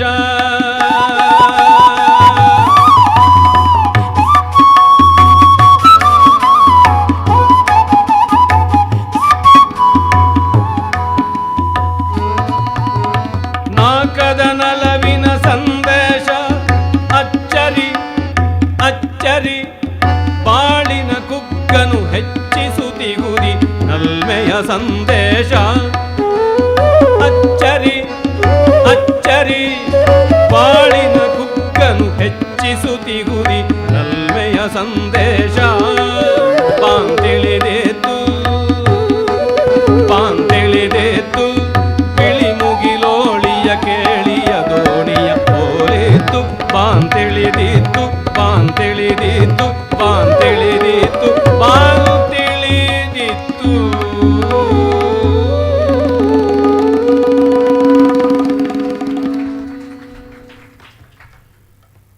ತಿಳಿಯಾದ ಶರತ್ಕಾಲವನ್ನು ಕಂಡಿವಿ. ಅಲ್ಲಿ ಚಿಂತೆಯ ಮೋಡಗಳು ಕವಿದಿದ್ದನ್ನು ನೋಡಿದ್ವಿ. ಚಿಂತೆಯ ಬೇಸಿಗೆಯ ಬಿರುಬಿದ್ದಾಗ ನಿಶ್ಚಿಂತೆಯ ಮಳೆ ಬಂದರೆ ಹೇಗಿರುತ್ತೆ ಅನ್ನೋದನ್ನು ಮುಂದಿನ ಕವಿತೆ ವರ್ಷೋದ್ಗೀತದಲ್ಲಿ ನೋಡ್ಬೋದು. ಉದ್ಗೀತ ಅನ್ನುವುದು ವೈದಿಕ ಛಂದಸ್ಸು, ಋಗ್ವೇದದಲ್ಲಿ ಕಾಣಿಸಿಕೊಳ್ಳುವಂಥದ್ದು. ಹಲವು ಬೇರೆ ಬೇರೆಯ ಛಂದಸ್ಸುಗಳನ್ನು ಸೇರಿಸಿಕೊಂಡು ಮಾಡುವಂಥ ಒಂದು ವಿನ್ಯಾಸವಾಗಿ ತೋರುತ್ತದೆ. ಅದು ಸಾಮದಲ್ಲಿ ಕೂಡ ಅದು ವಿಶೇಷವಾಗಿ ಕಂಡುಬರುವಂಥದ್ದು. ಓಂಕಾರಕ್ಕೆ ಉದ್ಗೀತ ಅಂತಲೂ ಕರೀತಾರೆ. ಪರಗಾಥ, ಉದ್ಗೀತ ಇತ್ಯಾದಿಯಾಗೆಲ್ಲ ವೇದಗಳಲ್ಲಿ ಬರುವಂಥ ಶಬ್ದಗಳು. ಮಳೆಗಾಲದ ಅತಿಶಯವಾದ ಗೀತ, ಮೇಲಿಂದ ಬರುವಂಥ ಗೀತ, ಮುಗಿಲಿನ ಹಾಡು, ಇದು ವರ್ಷ ಋತುವಿನದು. ಇದನ್ನು ಬರೆದವರು ನಮ್ಮ ಗೆಳೆಯರಾದಂಥ ಶಂಕರನಾರಾಯಣ ಉಪಾಧ್ಯಾಯರು. ಇಲ್ಲೆಲ್ಲ ನೋಡಿ, ನವೋದಯದ ಅನುಸಾರವಾದ ಕವಿತೆಗಳಲ್ಲಿ ಅರ್ಥಸ್ಪಷ್ಟತೆ ಇರುತ್ತದೆ, ಧ್ವನಿಗೆ ಅವಕಾಶ ಇರುತ್ತದೆ. ಅರ್ಥಸ್ಪಷ್ಟತೆ ಇಲ್ಲದೆ ಧ್ವನಿಗೆ ಅವಕಾಶ ಇದೆ ಅಂದರೆ ಅದು ಧ್ವನಿಯನ್ನು ಬೇಕೇ ಒಗಟುವನ್ನು ಬೇಕೇ ಗೊತ್ತಾಗೋಲ್ಲ. ನವ್ಯ ಕವಿತೆಗಳಲ್ಲಿ ಇದೇ ಬರುವಂಥದ್ದು ದೊಡ್ಡ ಸಮಸ್ಯೆ. ಇಲ್ಲಿ ಅಂಥದ್ದಲ್ಲ. ಮಂದ ಮಂದ ಮುಗಿಲಲ್ಲಿ ಮೋಡ ಮುಸುಕಿಟ್ಟು ಮಡುವು ಗಟ್ಟಿ, ಸಂದು ಸಂದಿನಲ್ಲಿ ಮಿಂಚು ಗೆರೆಯ ಬೆಳ್ಗೋಲ ಪಗಡಿ ಕಟ್ಟಿ. ಓದುವಲ್ಲಿ ಏನು ನಿಮಗೆ ಅದರ ಲಯ, ಅದರ ಛಂದೋಗತಿ ಏನು ಅಂತ ಗೊತ್ತಾಗುತ್ತೆ. ಇದನ್ನು ಟೆಕ್ನಿಕಲ್ಲಾಗಿ ಹೇಳಬೇಕು ಅಂತಂದರೆ ಇದು ಮಧ್ಯಾವರ್ತ, ಸಂತುಲಿತ ಮಧ್ಯಾವರ್ತ ಗತಿ ಅಂತ ಸೇಡಿಯಾಪು ಕೃಷ್ಣ ಭಟ್ರು ಹೇಳ್ತಾರೆ. ಇದನ್ನು ಪಂಪನ ಆದಿಪುರಾಣದಲ್ಲಿ, ಪಂಪನ ವಿಕ್ರಮಾರ್ಜುನ ವಿಜಯದಲ್ಲಿಯೇ ನೋಡ್ತೀವಿ. ಮತ್ತು ಅದನ್ನು ಯಕ್ಷಗಾನ ಬಂಧಗಳಲ್ಲಿ ಕಾಣ್ತೀವಿ. ಹಾಗೆ ಬಿ ಎಂ ಶ್ರೀಯವರ ಇಂಗ್ಲೀಷ್ ಗೀತಗಳಲ್ಲಿ ಚೋಳಕನ್ಯೆಯರು ಇತ್ಯಾದಿ ಕೃತಿಗಳಲ್ಲಿ ನೋಡ್ತೀವಿ. ಬೇಂದ್ರೆಯವರು ಇದನ್ನು ಅತಿಶಯವಾಗಿ ಜನಪ್ರಿಯ ಮಾಡಿದರು ತಮ್ಮ ಮೇಘದೂತದ ಮೂಲಕವಾಗಿ. ಆ ಮುಗಿಲಿನಲ್ಲಿ ಮೋಡ ಮುಸುಕಿಟ್ಟು ಮಡುವುಗಟ್ಟಿ ಸಂದು ಸಂತಿನಲ್ಲಿ ಮಿಂಚಿನ ಗೆರೆಯ ಬೆಳ್ಗೋಲ, ಮಿಂಚಿನ ಗೆರೆಯ ಬಿಳಿಯ ಕೋಲ್, ಮಿಂಚಿನ ಕೋಲ್ ಅಂತೀವಲ್ಲ, ಆ ಒಂದು ಕೋಲ್ಮಿಂಚಿನ ಪಗಡಿಯನ್ನು ಮುಂಡಾಸನ್ನು ಕಟ್ಟಿಕೊಳ್ಳುತ್ತೆ. ಮುಂಡಾಸು ಭಾಗವತ ಕಟ್ಟದ ಅಂದರೆ ಯಕ್ಷಗಾನದ ಆರಂಭ ಅಂತ ಅರ್ಥ. ಆ ಆಕಾಶದ ಮಳೆಯೇ ಒಂದು ರುದ್ರ ರಮಣೀಯವಾದಂಥ ನಿತ್ಯ ನೂತನವಾದ ರಂಗಕ್ರಿಯೆ. ಗುಡುಗಿ ನುಲಿಯ ದೂರಳಿಕೆಗೆ ದಿಗಣ ಕುತ್ತಲಿಳಿಯ ಮಳೆಯು. ದಿಗಣ ಅನ್ನೋದು ಅಷ್ಟೇ ಒಂದು ಯಕ್ಷಗಾನೀಯವಾದ ಪರಿಭಾಷಾ, ಕುಣಿತದ ಒಂದು ಪ್ರಭೇದ. ಕಳೆದುಕೊಳ್ಳುತ್ತಿದೆ, ತೊಳೆದುಕೊಳ್ಳುತ್ತಿದೆ ಕಳೆಯ ಕೊಳೆಯ ಇಳೆಯ. ಭೂಮಿಯ ಕಳೆ ಯಾವುದು ಅಂತಂದರೆ ಬೇಗೆ. ಮತ್ತು ಆ ಬೇಗೆ ನೀರಿನ ಅಭಾವದಿಂದ ಕೊಳೆ ಹೆಚ್ಚಾಗುತ್ತದೆ. ಒಂದು ಕಡೆ ಬೇಗೆ ಅನ್ನುವ ಕಳೆಯನ್ನು, ನೆಮ್ಮದಿಯ ಬೆಳೆಗೆ ಅಡ್ಡಿಯಾದ ಕಳೆಯನ್ನು ಮತ್ತು ಆ ಮಾಲಿನ್ಯವನ್ನು ಇಳೆ ತೊಳೆದುಕೊಳ್ತಾ ಇದೆ. ಆ ಶಬ್ದಗಳನ್ನು ಹಾಗೆ ನೋಡ್ಬೋದು. ಕಳೆಯ ಕೊಳೆಯ ಇಳೆಯ ಅಂತನ್ನುವಂಥದ್ದು. ಯಾರ ಮೇಲೆ ಮತ್ತಾರಿಗಿದೆಯೋ ಹಾಗೆ ತಿಳಿಯಲಾರ ದೊಸೆಗೆ, ಮಣ್ಣ ನುಲಿವ ಮಳೆಯನ್ನು ಅಟ್ಟುತ್ತಿದೆ ಗಾಳಿ ಗೂಳಿ ಹಾಗೆ. ಮೊದಲ ಮಳೆ ರಪ್ಪಂತ ನೆಲಕ್ಕೆ ಬಿದ್ದಾಗ ಮಣ್ಣು ಏಳುತ್ತೆ, ಅದನ್ನು ಗಮನಿಸಿದಾಗ ಗೊತ್ತಾಗುತ್ತೆ. ಮತ್ತು ಆ ಮಳೆ ಬೀಳುವಾಗ ಜೋರು ಗಾಳಿ ಬೀಸಿದ್ರೆ ಮಳೆಯನ್ನೇ ಅದು ತಳ್ಳುತ್ತಾ ಇರುತ್ತೆ. ಗೂಳಿ ಬಂದು ಹೇಗೆ ಇನ್ನೊಂದನ್ನು ನುಗ್ಗಿ ತಳ್ಳುತ್ತದೆಯೋ, ತನ್ನ ಕೊಂಬುಗಳ ಮೂಲಕವಾಗಿ, ಹಣೆಯ ಮೂಲಕವಾಗಿ ತಳ್ಳುತ್ತದೆಯೋ, ಹಾಗೆ ಗಾಳಿ ಗೂಳಿಯ ಹಾಗೆ ಮಳೆಯನ್ನು ಅಟ್ಟುತ್ತಾ ಇದೆ. ಆಕಾಶದಲ್ಲಿ ಮೋಡಗಳನ್ನು ತಳ್ಳುತ್ತಾ ಇದೆ, ನೆಲದಲ್ಲಿ ಮಳೆಯ ಧಾರೆಯನ್ನೇ ತಳ್ಳುತ್ತಾ ಇದೆ. ಯಾರ ಮೇಲೆ ಹಾಗೆ, ಯಾರ ಮೇಲೆ ದಗೆ ಅಷ್ಟು ಗೊತ್ತಿಲ್ಲದೆ ಆ ರೋಷದಿಂದ ಬಂದು ರಪ್ಪನೆ ಅಪ್ಪಳಿಸ್ತಾ ಇದೆ. ಅಲ್ಲೋ ಇಲ್ಲೋ ಧೋ ಸುರಿದು ಸುರಿದು ಕವುಚಿಹುದು ವರ್ಷ ಪಾತ್ರೆ. ಆ ವೃಷ್ಟಿಯ ಪಾತ್ರೆ ಎಲ್ಲಿ ಏನು ಅಂತ ಗೊತ್ತಿಲ್ಲ, ಮುಗಿಲಿನಿಂದ ಬೋರ್ಲ್ ಹಾಕಿಬಿಟ್ಟಿದೆ ಅಂತ. ಇಷ್ಟು ಕೋಟಿ ಗ್ಯಾಲನ್ನುಗಳ ನೀರು ಅಷ್ಟು ಎತ್ತರದಲ್ಲಿ 6 ತಿಂಗಳ ಕಾಲ ಅದು ಹೇಗೆ ಗುರುತ್ವಾಕರ್ಷಣೆಯಿಂದ ಮೀರಿ ಇತ್ತು? ನಾವು ಅದನ್ನು ಹೇಗೆ ಹೇಳೋಣ? ಇಷ್ಟು ನಮಗೆ ಮಾಡೋಕ್ಕಾಗುತ್ತಾ? ಒಂದು ಹೆಲಿಕಾಪ್ಟರ್ ಹಾರಿಸಬೇಕು, ಮತ್ತೊಂದು ಜೆಟ್ ವಿಮಾನ ಹಾರಿಸಬೇಕು ಅಂದರೆ ಕೋಟಿಗಟ್ಟಲೆ ಖರ್ಚು ಮಾಡಿ ಏನೇನೋ ಮಾಡ್ತೀವಿ. ಮೊನ್ನೆ ನಾವು ಒಂದು ಉಪಗ್ರಹ ಉಡಾವಣೆ ಮಾಡಿದಾಗ ಶತಕೋಟಿ ಡಾಲರ್ಗಳು ಉರುಳಿ ಹೋಗುತ್ತವೆ. ಆಗೋಲ್ಲ. ಪ್ರಕೃತಿ ಮಾಡಿಕೊಂಡು ಬಂದಿದೆ. ಒಂದೊಂದು ಹನಿಯನ್ನು ಪ್ರತ್ಯೇಕವಾಗಿ ಮೂಸೆಯಲ್ಲಿ ಅಚ್ಚು ಹಾಕಿ ಅದನ್ನು ಬಿಡಿಬಿಡಿಯಾಗಿ ಇಟ್ಟು ಅದರೊಳಗೆ ಮಂಜುಗಡ್ಡೆಯನ್ನು ನೆಟ್ಟು, ಇಲ್ಲದೇ ಇದ್ದರೆ ಆಲಿಕಲ್ಲು ಅಲ್ಲಿಂದ ಬೀಳುತ್ತಲ್ಲ, ಅದು ಹೇಗೆ ಬೀಳುತ್ತೆ? ಅಷ್ಟು ದೊಡ್ಡ ಸೈಜ್ ಕಲ್ಲಲ್ಲಿ ಇಟ್ಟೋಗಿ ಅಂತರಿಕ್ಷದಲ್ಲಿ ತೇಲಿಸೋಕ್ಕೆ ಸಾಧ್ಯವ? ಪವಾಡವನ್ನು ಪ್ರಕೃತಿ ಮಾಡಬಹುದು, ಮಾನವ ಮಾಡೋಕ್ಕಾಗೋದಿಲ್ಲ. ಹಾಗೆ ಮಾಡ್ತಾ ಇದೆ. ತಗ್ಗು ತೆವರುಗಳ ತಡವಿ ತುಂಬಿ ನೆರೆದಿಹುದು ನೀರ ಜಾತ್ರೆ. ಈ ಶಬ್ದ ತುಂಬ ಚೆನ್ನಾಗಿದೆ, ರೂಪಕ. ನೀರಿನ ಜಾತ್ರೆ ಅಂತ. ಜಾತ್ರೆ ಅಂದರೆ ಎಲ್ಲ ಸೇರುವುದು ಅಂತ, ಒಕ್ಕೂಟ ಅಂತ. ಮತ್ತು ಯಾತ್ರೆಯಿಂದ ಬಂದದ್ದು ಚಲನ. ಈ ನೀರೆಲ್ಲ ಒಂದು ಕಡೆ ಸೇರಿಕೊಳ್ಳುತ್ತೆ, ರಥೋತ್ಸವ ಆದಂತೆ ಆಗುತ್ತದೆ. ಎಲ್ಲಿ ನೀರು ಹೆಚ್ಚಾಗಿ ಸೇರ್ತದೆ ಅಲ್ಲಿ ಕೂಡಲಿ ಜಾತ್ರೆ. ಈ ತರಹ ಅದರ ವೈಭವ. ಒಂದು ತಗ್ಗಲ್ಲಿ ಒಂದು ಸಣ್ಣ ಜಾತ್ರೆ, ಒಂದು ಹಳ್ಳದಲ್ಲಿ ಮತ್ತೊಂದು ದೊಡ್ಡ ಜಾತ್ರೆ, ಮತ್ತೂ ದೊಡ್ಡ ನದಿಯಲ್ಲಿ ಮಹಾಯಾತ್ರೆ. ಹೀಗೆ ನಡೀತಾ ಇರುತ್ತದೆ. ಬಿಡುವು ಗೊಡದೆ ನಡೆಗಡದೆ ಜಡಿದ ಜಡದ ಗೌಜು ಮಳೆಗೆ ಮರಗಳೆಲೆ ಗೈಯ ನೊಡ್ಡಿ ತರ್ಪಣವ ನೀಯುತ್ತಿರಲು ಮಹಿಯ ಮುನಿಸು ನೀರಾಗಿ ಸಾಗಿ ಸೇರಿತ್ತು ಕಡಲ ಒಡಲು. ಮಳೆಗೆ ಮರಗಳು ತಮ್ಮ ಎಲೆಗೈಯಿಂದ ತೃಪ್ತಿಯ ತರ್ಪಣ ಕೊಡ್ತಾ ಇವೆ, ಕೃತಾರ್ಥತೆಯ ಅಂಜಲಿಯನ್ನು ಕೊಡ್ತಾ ಇವೆ. ಮಹಿಯ ಮುನಿಸು ನೀರಾಗಿ. ಆಕಾಶ ನಾಯಕ, ಭೂಮಿ ನಾಯಿಕೆ. ಅನಂತ ಕಾಲದ ರೂಪಕ ದ್ಯಾವ ಪೃಥಿವಿ ಅಂತ ವೇದಗಳಿಂದ ಇರುವುದು. ಅದು ಮಳೆಯ ರೂಪದಲ್ಲಿ ತನ್ನ ಚುಂಬನ ಪ್ರೀತಿ ವ್ಯಕ್ತೀಕರಣ ಮಾಡದೇ ಇದ್ದರಿಂದ ಭೂಮಿಗೆ ಕೋಪ ಬಂದು ಉರಿದು ಧಗಿಸಿ ಖಂಡಿತ ನಾಯಕಿಯಂತೆ ಕೆರಳಿತ್ತು. ಈಗ ಆ ನೀರ ಧಾರೆ ಬರ್ತಾ ಇದ್ದರೆ ಮಹಿಯ ಮುನಿಸು ನೀರಾಗಿ ಕರಗಿ ಕಡಲ ಸೇರಿತ್ತು ಅಂತ ಹೇಳ್ಬಿಟ್ಟು. ಅಂದರೆ ಸಮುದ್ರ ಸೇರುವಷ್ಟು ತೊಳ್ಕೊಂಡು ಹೊರಟೋಗ್ಬಿಡ್ತು ಅದ್ರ ಕೋಪ. ನೆಳನಳಿಸಿ ಪ್ರಫುಲ್ಲತೆ ಬಂದ ಸಂಕೇತವಾಗಿ ಹಸಿರು ಬಂತು ಅನ್ನುವಂಥ ಸೊಗಸು. ಗುಡುಗು ಸಿಡಿಲಿನ ಬರದ ಅಂಬರದ ಮರುಳು ಮೋಜು. ಇದು ಅಂಬರದ ಮರುಳು ಮೋಜು. ಇದಕ್ಕೆ ಅರ್ಥ ಏನು ಹೇಳೋಣ? ಒಂದು ಶುದ್ಧವಾದ ನೀರನ್ನು ಸುರಿಸೋದು, ಮತ್ತೆ ಅದನ್ನು ಸಮುದ್ರಕ್ಕೆ ಸೇರಿಸಿ ಅಶುದ್ಧ ಮಾಡೋದು, ಆಮೇಲೆ ಸಮುದ್ರದ ನೀರನ್ನು ಸಹಸ್ರ ಕಿರಣಗಳ ಮೂಲಕವಾಗಿ ಒಣಗಿಸಿ ಆವಿ ಮಾಡಿಸಿ ಮತ್ತೆ ಆಕಾಶಕ್ಕೆ ನೀರಿನ ಮೂಟೆಗಳನ್ನು ಕೊಂಡೊಯ್ಯೋದು, ಮತ್ತೆ ಅದನ್ನು ಓಪನ್ ಮಾಡಿ ಧೋ ಅಂತ ಬಿಡೋದು. ಇದೇನು ಮರಳಾಟ ಅನ್ನುವಂಥದ್ದು. ಅಂದರೆ ಇದಕ್ಕೆ ಅರ್ಥ ಹುಡುಕೋಕ್ಕೆ ಹೋಗೋಣವಾ? ಹೇಗಂತ ನೋಣ. ನಿಜ ಅರ್ಥ ಇದೆ, ನವ್ಯ ಕವಿತೆಯಂತೆ ಅರ್ಥ ಇಲ್ಲದೇ ಇಲ್ಲ. ನಾವು ಮನುಷ್ಯರು, ನಾವು ಮಣ್ಣಿನವರು. ಮಣ್ಣಿನ ಮೈಲಿಗೆ ನೀರನ್ನು ಕೊಚ್ಚೆ ಆಗಿಸುತ್ತೆ. ಆದರೆ ಭಗವಂತನ ಕಾರುಣ್ಯದ ಆ ಕಿರಣ ಅದನ್ನು ಮತ್ತೆ ನಿರ್ಮಲ ಮಾಡುತ್ತದೆ. ಆ ಕಾರುಣ್ಯಕ್ಕೆ ಮುನ್ನ ಒಂದಷ್ಟು ತಪಸ್ಸು ಬೇಕು. ತಪಃ ಅಂತ ಗ್ರೀಷ್ಮಕ್ಕೆ ಅಂತೀವಿ.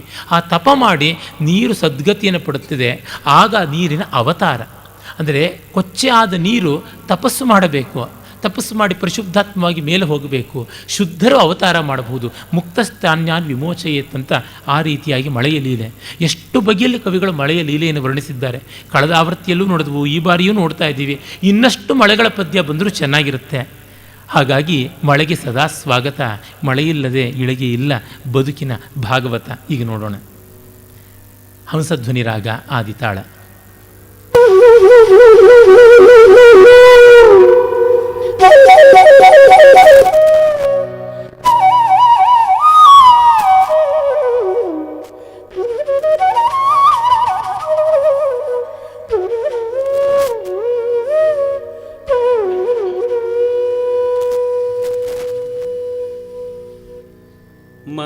ಮಂದ ಮುಗಿಲಲ್ಲಿ ಮೋಡ ಮುಸುಕಿಟ್ಟು ಮಡುವುಗಟ್ಟಿ, ಮಂದ ಮುಗಿಲಲ್ಲಿ ಮೋಡ ಮುಸುಕಿಟ್ಟು ಮಡುವುಗಟ್ಟಿ, ಸಂದಿನಲ್ಲಿ ಮಿಂಚು ಗೆರೆಯ ಬೆಳ್ಗೋಲ ಪಗಡಿ ಕಟ್ಟಿ, ಸಂದಿನಲ್ಲಿ ಮಿಂಚು ಗೆಳೆಯ ಬೆಳ್ಗೋಲ ಪಗಡಿ ಕಟ್ಟಿ, ಕುಡುಗಿನುಲಿಯ ಉರುಳಿಕೆಗೆ ದಿಗಿಣ ಆಗುತ್ತಲಿಳೆಯ ಮಳೆಯು,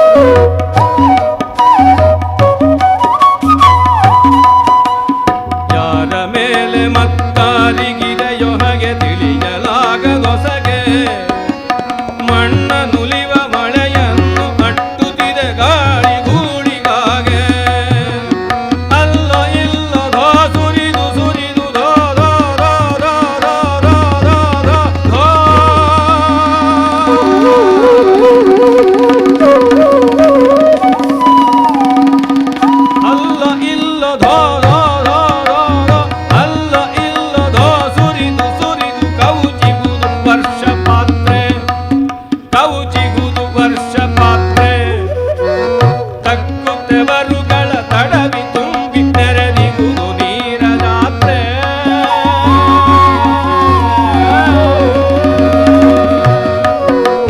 ಚಕ್ಕುತೆವರುಗಳ ತಡವಿ ತುಂಬಿ ನೆರೆದಿಗುವುದು ನೀರ ಜಾತ್ರೆ. ನೀರ ಜಾತ್ರೆ ಮಂದ ಮಂದ ಮುಗಿಲಲ್ಲಿ ಮೋಡ ಮುಸುಗಿಟ್ಟು ಮಡುವು ಗಟ್ಟಿ ಸಂದು ಸಂದಿನಲ್ಲಿ ಮಿಂಚು ಗೆರೆಯ ಬೆಳ್ಗೋಲ ಪಗಡಿ ಕಟ್ಟಿ.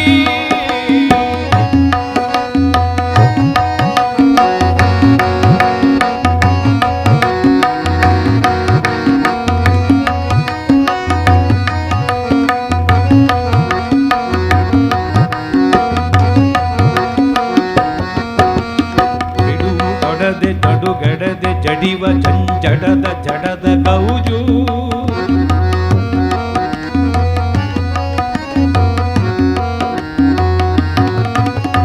ಬಿಡುವು ಕೊಡದೆ ನಡೆಗೆಡದೆ ಜಡಿವ ಜಂಜಡದ ಬಡದ ಗೌಜು. ಗುಡುಗು ಸಿಡಿಲಿನ ಬರದ ಭರದ ಅಂಬರದ ಮರುಳು ಮೋಜು.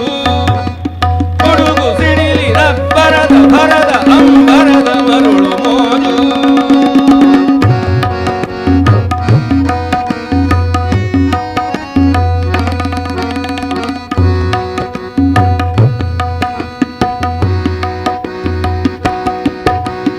ಮಳೆಗೆ ಮರಗಳೆಲೆಗೈಯ ನೊಟ್ಟಿ ತರ್ಪಣ ಮನೆಯುತ್ತಿರಲು.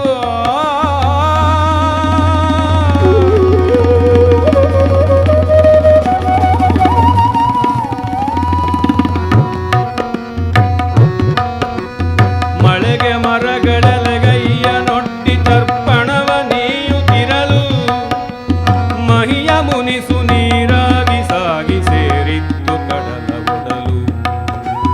ಮಗಿಯ ಮುನಿಸು ನೀರಾಗಿ ಸಾಗಿ ಸಾಗಿ ಸಾಗಿ ಸಾಗಿ ಸಾಗಿ ಸಾಗಿ.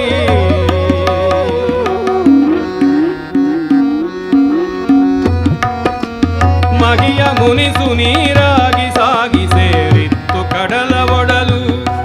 ಸೇರಿತ್ತು ಕಡಲ ಒಡಲು. ಸೇರಿತ್ತು ಕಡಲ ಒಡಲು.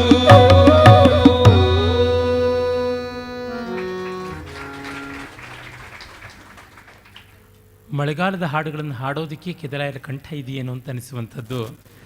ಆ ತೆಂಕನ ಗಾಳಿ ಆಟವನ್ನು ಇನ್ನೂ ಮರೆಯೋಕ್ಕಾಗಿಲ್ಲ. ಆ ಒಂದು ಓಘ ಘೋಷ ದನಿಸ್ತಾ ಇದೆ, ಅನುರಣನ ಮಾಡ್ತಾ ಇದೆ. ಮುಂದೆ ನಾವು ಮಹಾಕವಿ ಕುವೆಂಪು ಅವರ ತುಂಬ ರಮಣೀಯವಾದ ಕವಿತೆ, ಅತ್ಯದ್ಭುತವಾದ ರಸಮಯವಾದ ಒಂದು ರೋಮಾಂಚಕಾರಿ ದರ್ಶನವನ್ನು ಕೊಡುವ ಕವಿತೆ ದೇವರು ರುಜು ಮಾಡಿದನು. ಇದು ಒಂದು ವಿಶಿಷ್ಟವಾದ ಸಂದರ್ಭದಲ್ಲಿ ರಚಿತವಾದದ್ದು. ತೀರ ಸಾಮಾನ್ಯ ಸಂದರ್ಭ ಅಸಾಮಾನ್ಯವಾಗಿ ವ್ಯಕ್ತೀಕರಣವಾದದ್ದು. ನಾನು ಇದರ ವಿವರಣೆಯನ್ನು ಸಾಕ್ಷಾತ್ ಕವಿಯ ಬಾಯಿಂದಲೇ ಕೇಳಿದ್ದ ಸೌಭಾಗ್ಯ ನನ್ನದು. ಕುವೆಂಪು ಅವರೇ ಇದಕ್ಕೆ ವಿವರಣೆಯನ್ನು ಹೇಳಿದರು. ನಾನು ಅದರ ಬಗ್ಗೆ ಮೊದಲು ಓದೂ ಇದ್ದೆ. ಅದನ್ನು ಅವರ ಹತ್ತಿರ ಪ್ರಸ್ತಾವ ಮಾಡಿದಾಗ ಅವರು ಮತ್ತಷ್ಟು ವಿವರವಾಗಿ ಕೂಡ ಹೇಳಿದರು. ಆ ಮೊದಲ ಓದಿನಲ್ಲಿ ಇಲ್ಲದ ಒಂದು ವಿಶೇಷವಾದ ವಿವರಗಳು ಅದಕ್ಕೆ ಸೇರಿಕೊಳ್ತು. ಮತ್ತು ನಾನು ಕುಪ್ಪಳ್ಳಿಗೆ ಹೋಗಿದ್ದಾಗ ಕುವೆಂಪು ಅವರು ಯಾವ ಸಿಬ್ಬಲಗುಡ್ಡೆಯಲ್ಲಿ ದರ್ಶನ ಮಾಡಿದರೋ ಈ ಒಂದು ಕವಿತೆಯ ಹುಟ್ಟಿತೋ ಆ ಜಾಗವನ್ನು ಕೂಡ ನೋಡಿ ಬಂದೆ. ತುಂಗೆ ಸಿಬ್ಬಲಗುಡ್ಡೆ ಅನ್ನೋ ಒಂದು ಜಾಗದಲ್ಲಿ ಹರಿತಾಳೆ. ಒಂದು ಕಡೆ ದಟ್ಟವಾದ ಕಾಡು, ಮತ್ತೊಂದು ಕಡೆ ಎತ್ತರಕ್ಕೆ ಇರುವ ಪಶ್ಚಿಮ ಘಟ್ಟಗಳು, ಮೇಲೆ ನೀಲಿ ಬಾನು, ಕೆಳಗೆ ಜುಳು ಜುಳು ಹರಿಯುವಂತಹ ಆ ತುಂಗಾ ನದಿ. ಈ ನಾಲ್ಕು ದಿಕ್ಕುಗಳ ನಾಲ್ಕು ಸನ್ನಿವೇಶ ಇದು ನಮಗೆ ವಿಶೇಷವಾಗಿ ಈ ಕವಿತೆಯಲ್ಲಿ ತೋರುವಂಥದ್ದು.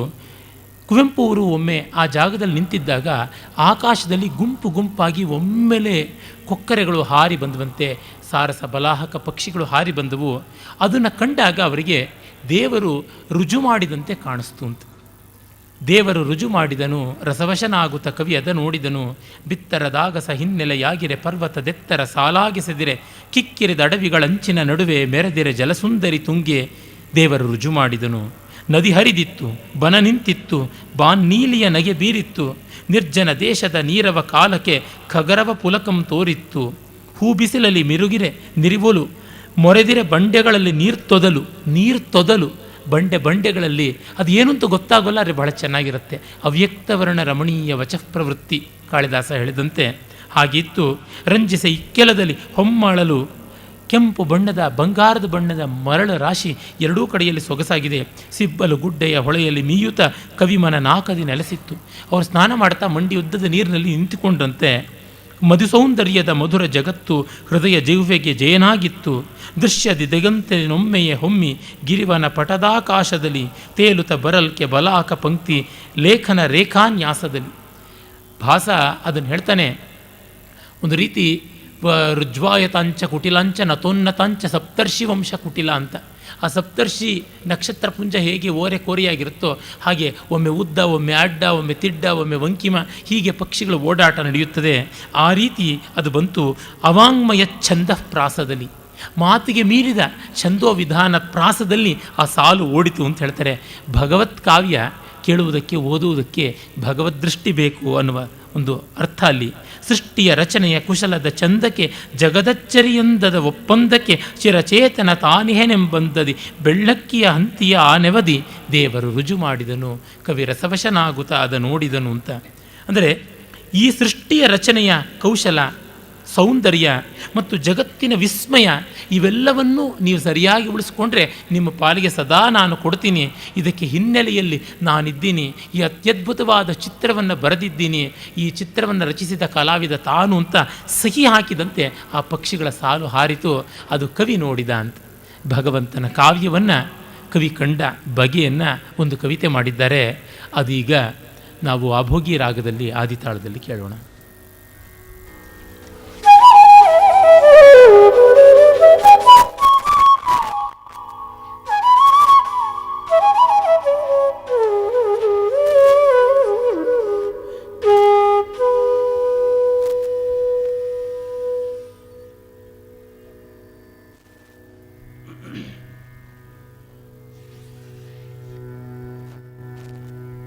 ದೇವರು ರುಜು ಮಾಡಿದನು, ದೇವರು ರುಜು ಮಾಡಿದನು, ರಸವಶನಾಗುತ್ತ ಕವಿ ಅದ ನೋಡಿದನು. ದೇವರು ರುಜು ಮಾಡಿದನು, ರಸವಶನಾಗುತ್ತ ಕವಿ ಅದ ನೋಡಿದನು. ದೇವರು ರುಜು ಮಾಡಿದನು.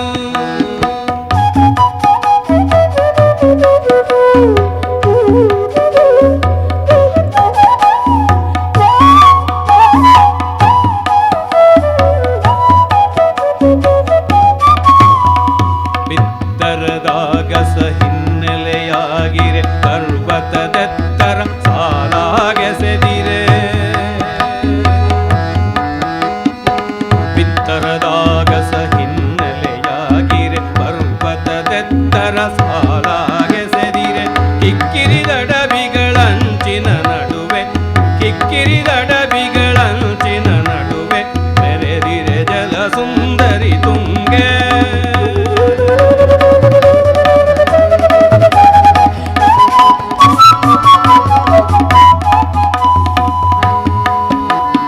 ಮೆರೆದಿರ ಜಲ ಸುಂದರಿ ತುಂಗೆ. ದೇವರು ರುಜು ಮಾಡಿದನು, ರಸವಶನಾಗುತ್ತ ಕವಿ ಅದ ನೋಡಿದನು. ದೇವರು ರುಜು ಮಾಡಿದನು.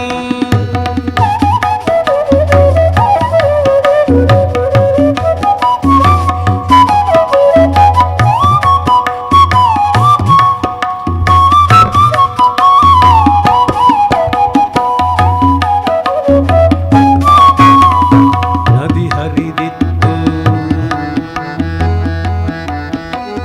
ಗಲ ಗಲ ಗಲ ಗಲ ಗಲ ಗಲ ಗಲ ಗಲ ಗಲ ಗಲ ಗಲ ಗಲ ಗಲ ನದಿ ಹರಿದಿತ್ತು.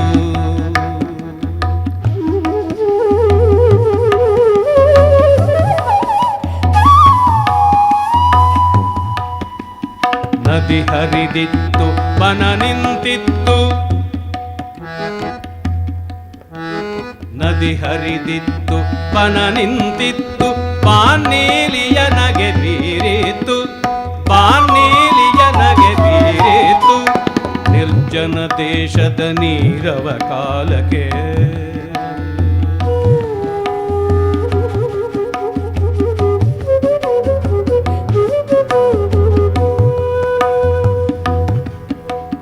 ನಿರ್ಜನ ನಿರ್ಜನ ದೇಶದ ನೀರವ ಕಾಲಕ್ಕೆ ಅಗರವ ಪುಲಕಂ ತೋರೇತು.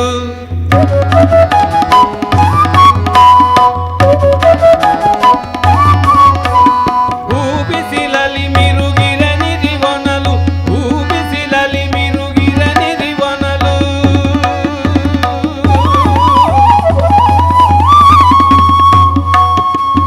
ಮೊರೆದಿರೆ ಬಂಡೆಗಳಲ್ಲಿ ನೀರು ತೊದಲು ತೊದಲು ತೊದಲು ತೊದಲು ತೊದಲು ತೊದಲು ತೊದಲು. ಮೊರೆದಿರೆ ಬಂಡೆಗಳಲ್ಲಿ ನೀರು ತೊದಲು, ರಂಜಿಸೆ ಇಕ್ಕೆಲದಲ್ಲಿ ಹೊಮ್ಮಳಲು, ರಂಜಿಸೆ ಇಕ್ಕೆಲದಲ್ಲಿ ಹೊಮ್ಮೊಳಲು. ಸಿಪ್ಪಲು ಗುಡ್ಡೆಯ ಹೊಳೆಯಲಿ ಮೀಯುತ ಕವಿಮನ ನಾಕದಿ ನೆಲೆಸೇತು.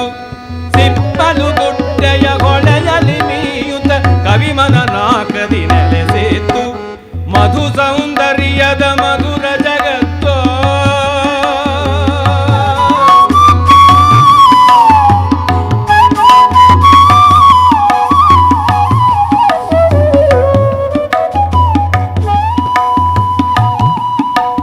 ಮಧು ಸೌಂದರ್ಯದ ಮಧುರ ಜಗತ್ತು ಹೃದಯ ಜಿಹ್ವೆಗೆ ಏನಾಗಿತ್ತು. ಮಧು ಸೌಂದರ್ಯದ ಮಧುರ ಜಗತ್ತು ಹೃದಯ ಜಿಹ್ವೆಗೆ ಏನಾಗಿತ್ತು. ದೇವರು ರುಜು ಮಾಡಿದನು, ದೇವರು ರುಜು ಮಾಡಿದನು. ರಸವಶನಾಗುತ್ತ ಕವಿ ಅದ ನೋಡಿದನು, ದೇವರು ರುಜು ಮಾಡಿದನು.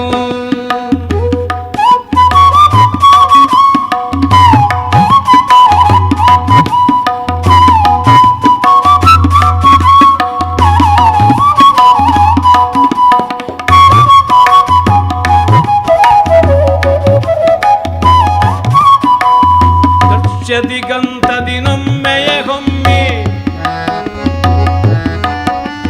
ದೃಶ್ಯ ದಿಗಂತದಿ ನೊಮ್ಮೆಯ ಹೊಮ್ಮಿ. ಗಿರಿವನ ಪಟದ ಆಕಾಶದಲ್ಲಿ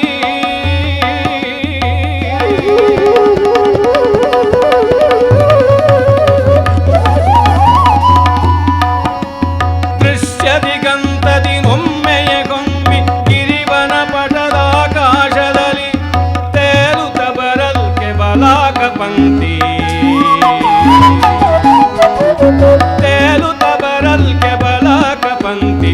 ಲೇಖನ ರೇಖಾ ನ್ಯಾಸದಲ್ಲಿ, ಲೇಖನ ರೇಖಾ ನ್ಯಾಸದಲ್ಲಿ.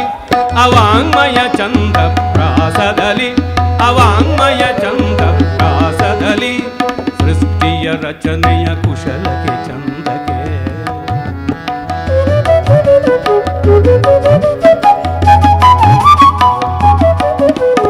ಸೃಷ್ಟಿಯ ರಚನೆಯ ಕುಶಲಕ್ಕೆ ಚಂದಕ್ಕೆ. ಜಗದಚ್ಚರಿಯಂದದ ಒಪ್ಪಂದಕ್ಕೆ, ಸೃಷ್ಟಿಯ ರಚನೆಯ ಕುಶಲಕ್ಕೆ ಚಂದಕ್ಕೆ. ಜಗದಚ್ಚರಿಯಂದದ ಒಪ್ಪಂದಕ್ಕೆ. ಚಿರಚೇತನ ತಾನಿಗೆ ನೆಂಬಂದದಿ, ಚಿರಚೇತನ ತಾನಿಗೆ ನೆಂಬಂದದಿ. ಬೆಳ್ಳಕ್ಕಿಯ ಗಂತಿಯ ನೆವದಿ, ಬೆಳ್ಳಕ್ಕಿಯ ಗಂತಿಯ ನೆವದಿ.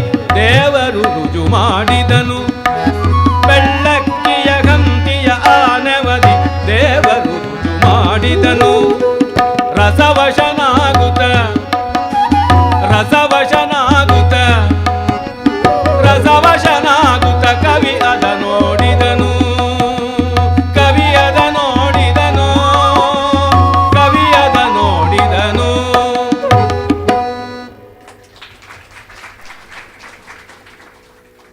ನಾವು ಅದ ನೋಡಿದೆವು ಅಂತನ್ಬೇಕಷ್ಟೆ. ನಾವು ಕೂಡ ಅದನ್ನು ಕಂಡಿದ್ದಾಯಿತು. ಕುವೆಂಪುರ ಇಷ್ಟು ಗಂಭೀರೋದಾರವಾದ ಕವಿತೆಯಿಂದ ತುಂಬ ಹಾರ್ದವಾದ ಲಘು ಲಲಿತವಾದ ಬೇಂದ್ರೆಯವರ ಒಂದು ಹಾಡಿನ ಕಡೆಗೆ ಹೋಗ್ಬೋದು. ಬೇಂದ್ರೆಯವರು ಇಂದಿನಂತೆ ತಮ್ಮ ಆ ಒಂದು ಉತ್ತರ ಕನ್ನಡದ ಭಾಷೆಯಲ್ಲಿ ಬರೆದಂಥ ತುಂಬ ಹೃದಯವಾದ ಹಾಡು ಅವರು ಬರೀಬೇಕು ಅಂತಿದ್ದ ಒಂದು ನಾಟಕದ ಹಾಡು. ಆದರೆ ನಾಟಕ ಬರೀಲಿಲ್ಲ, ಹಾಡು ಮಾತ್ರ ಎಲ್ಲೆಲ್ಲಿಯೂ ನಾಟ್ಯ ಮಾಡಿಬಿಡ್ತು. ಆ ಹಾಡು ಹುಬ್ಬಳ್ಳಿಯಾವ.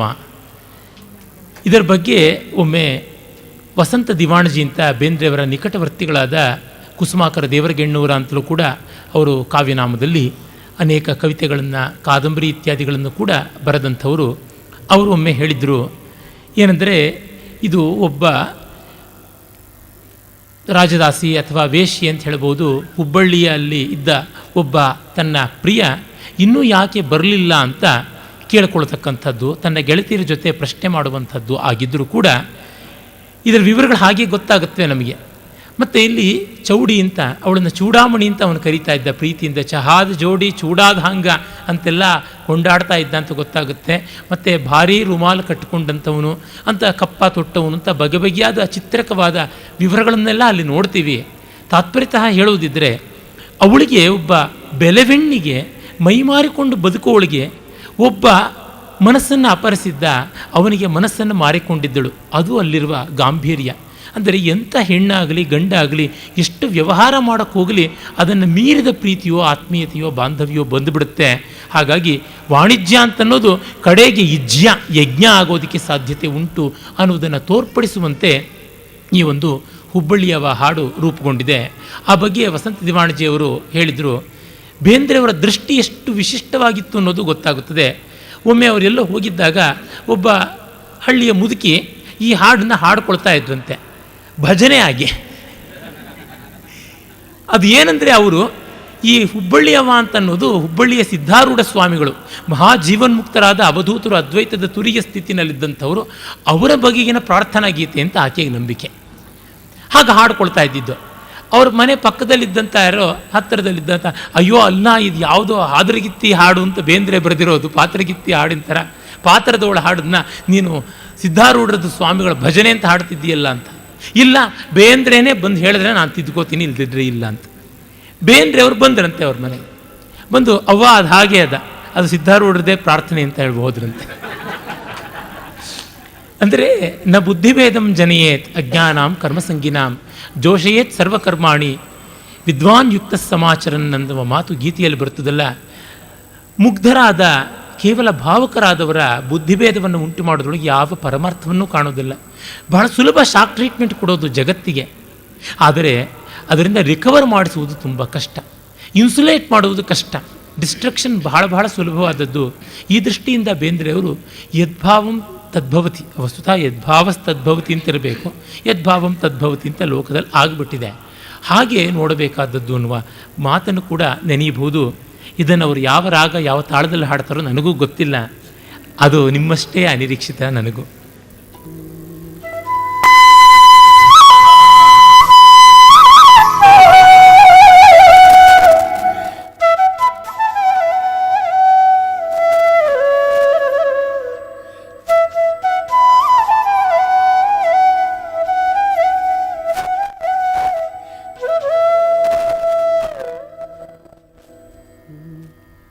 ಇನ್ನು ಯಾಕ ಬರಲಿಲ್ಲವ್ವ ಹುಬ್ಬಳ್ಳಿಯವ, ವಾರದಾಗ 3 ಸರ್ತಿ ಬಂದು ಗೋದವ.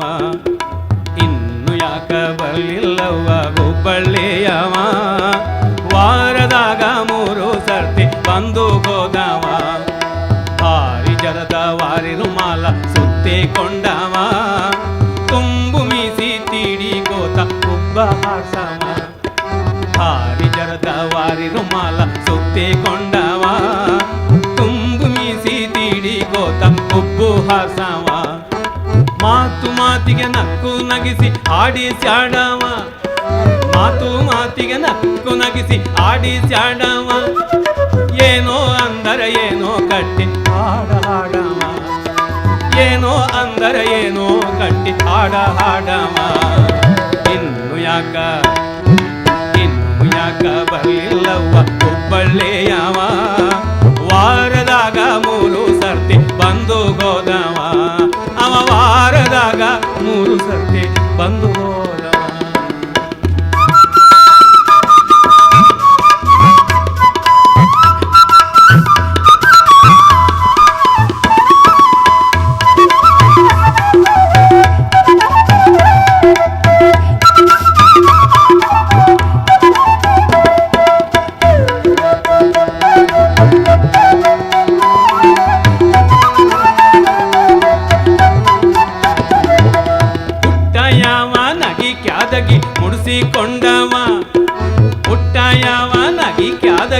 ಮುಡಿಸಿಕೊಂಡವ, ಕಂಡ ಹೆಣ್ಣಿಲ ಪ್ರೀತಿ ವೀಳೆ ಮಡಚಿಕೊಂಡವ, ಅವ ಕಂಡ ಹೆಣ್ಣಿಲ ಪ್ರೀತಿ ವೀಳೆ ಮಡಚಿಕೊಂಡವ, ಜನ್ಮ ಜನ್ಮಕ್ಕೆ ಗೆಳೆಯಾಗಿ ಬರ್ತೇನಂದವ, ಜನ್ಮ ಜನ್ಮಕ್ಕೆ ಗೆಳೆಯಾಗಿ ಬರ್ತೇನಂದವ, ಯದಿ ಮ್ಯಾಗಿನ ಗೆಣತಿನ ಮಾಡಿ ಇಟ್ಟುಕೊಂಡವ, ಅವ ಯದಿ ಮ್ಯಾಗಿನ ಗೆಣತಿನ ಮಾಡಿ ಇಟ್ಟುಕೊಂಡವ.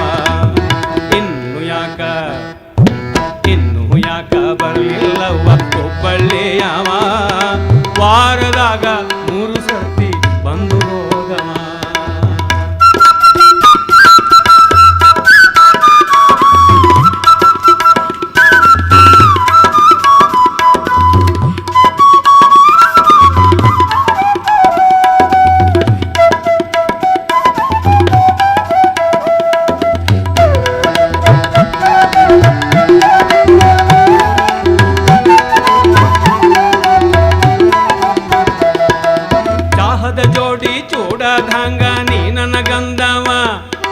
ಚಾಹದ ಜೋಡಿ ಚೂಡದಂಗ ನೀ ನನಗಂದವ, ಚೌಂಡಿಯಲ್ಲ ನೀ ಚೂಡಾಮಣಿ ಅಂತ, ಚೌಂಡಿಯಲ್ಲ ನೀ ಚೂಡಾಮಣಿ ಅಂತ ರಮೀಸ ಬಂದವ, ಚೌಂಡಿಯಲ್ಲ ನೀ ಚೂಡಾಮಣಿ ಅಂತ ರಮೀಸ ಬಂದವ. ನೀಡಿ ರೊಕ್ಕ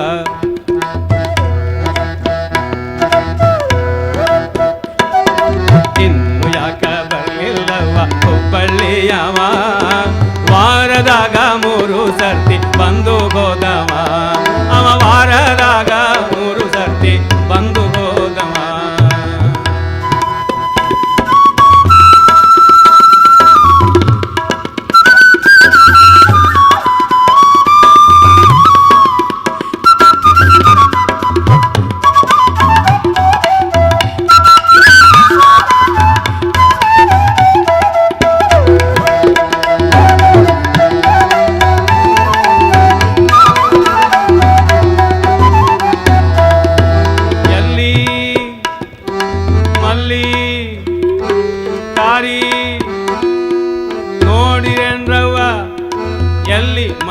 ತಾರಿ ಪಾರಿ ನೋಡಿರೆನ್ರವ್ವ, ಎಲ್ಲಿ ಮಲ್ಲಿ ತಾರಿ ಪಾರಿ ನೋಡಿರೆನ್ರವ್ವ, ನಿಂಗಿ ಸಂಗಿ ಸಾವಂತರಿ ಎಲ್ಲ ನನ್ನವ್ವ, ನಿಂಗಿ ಸಂಗಿ ಸಾವಂತರಿ ಎಲ್ಲ ನನ್ನವ್ವ.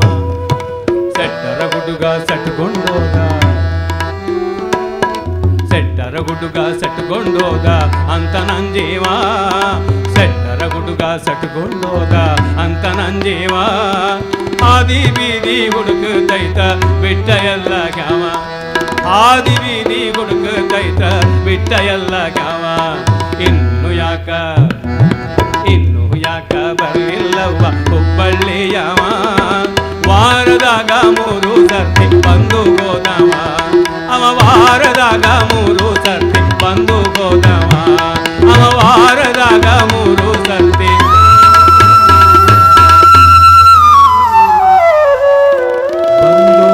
ಹೋದವ.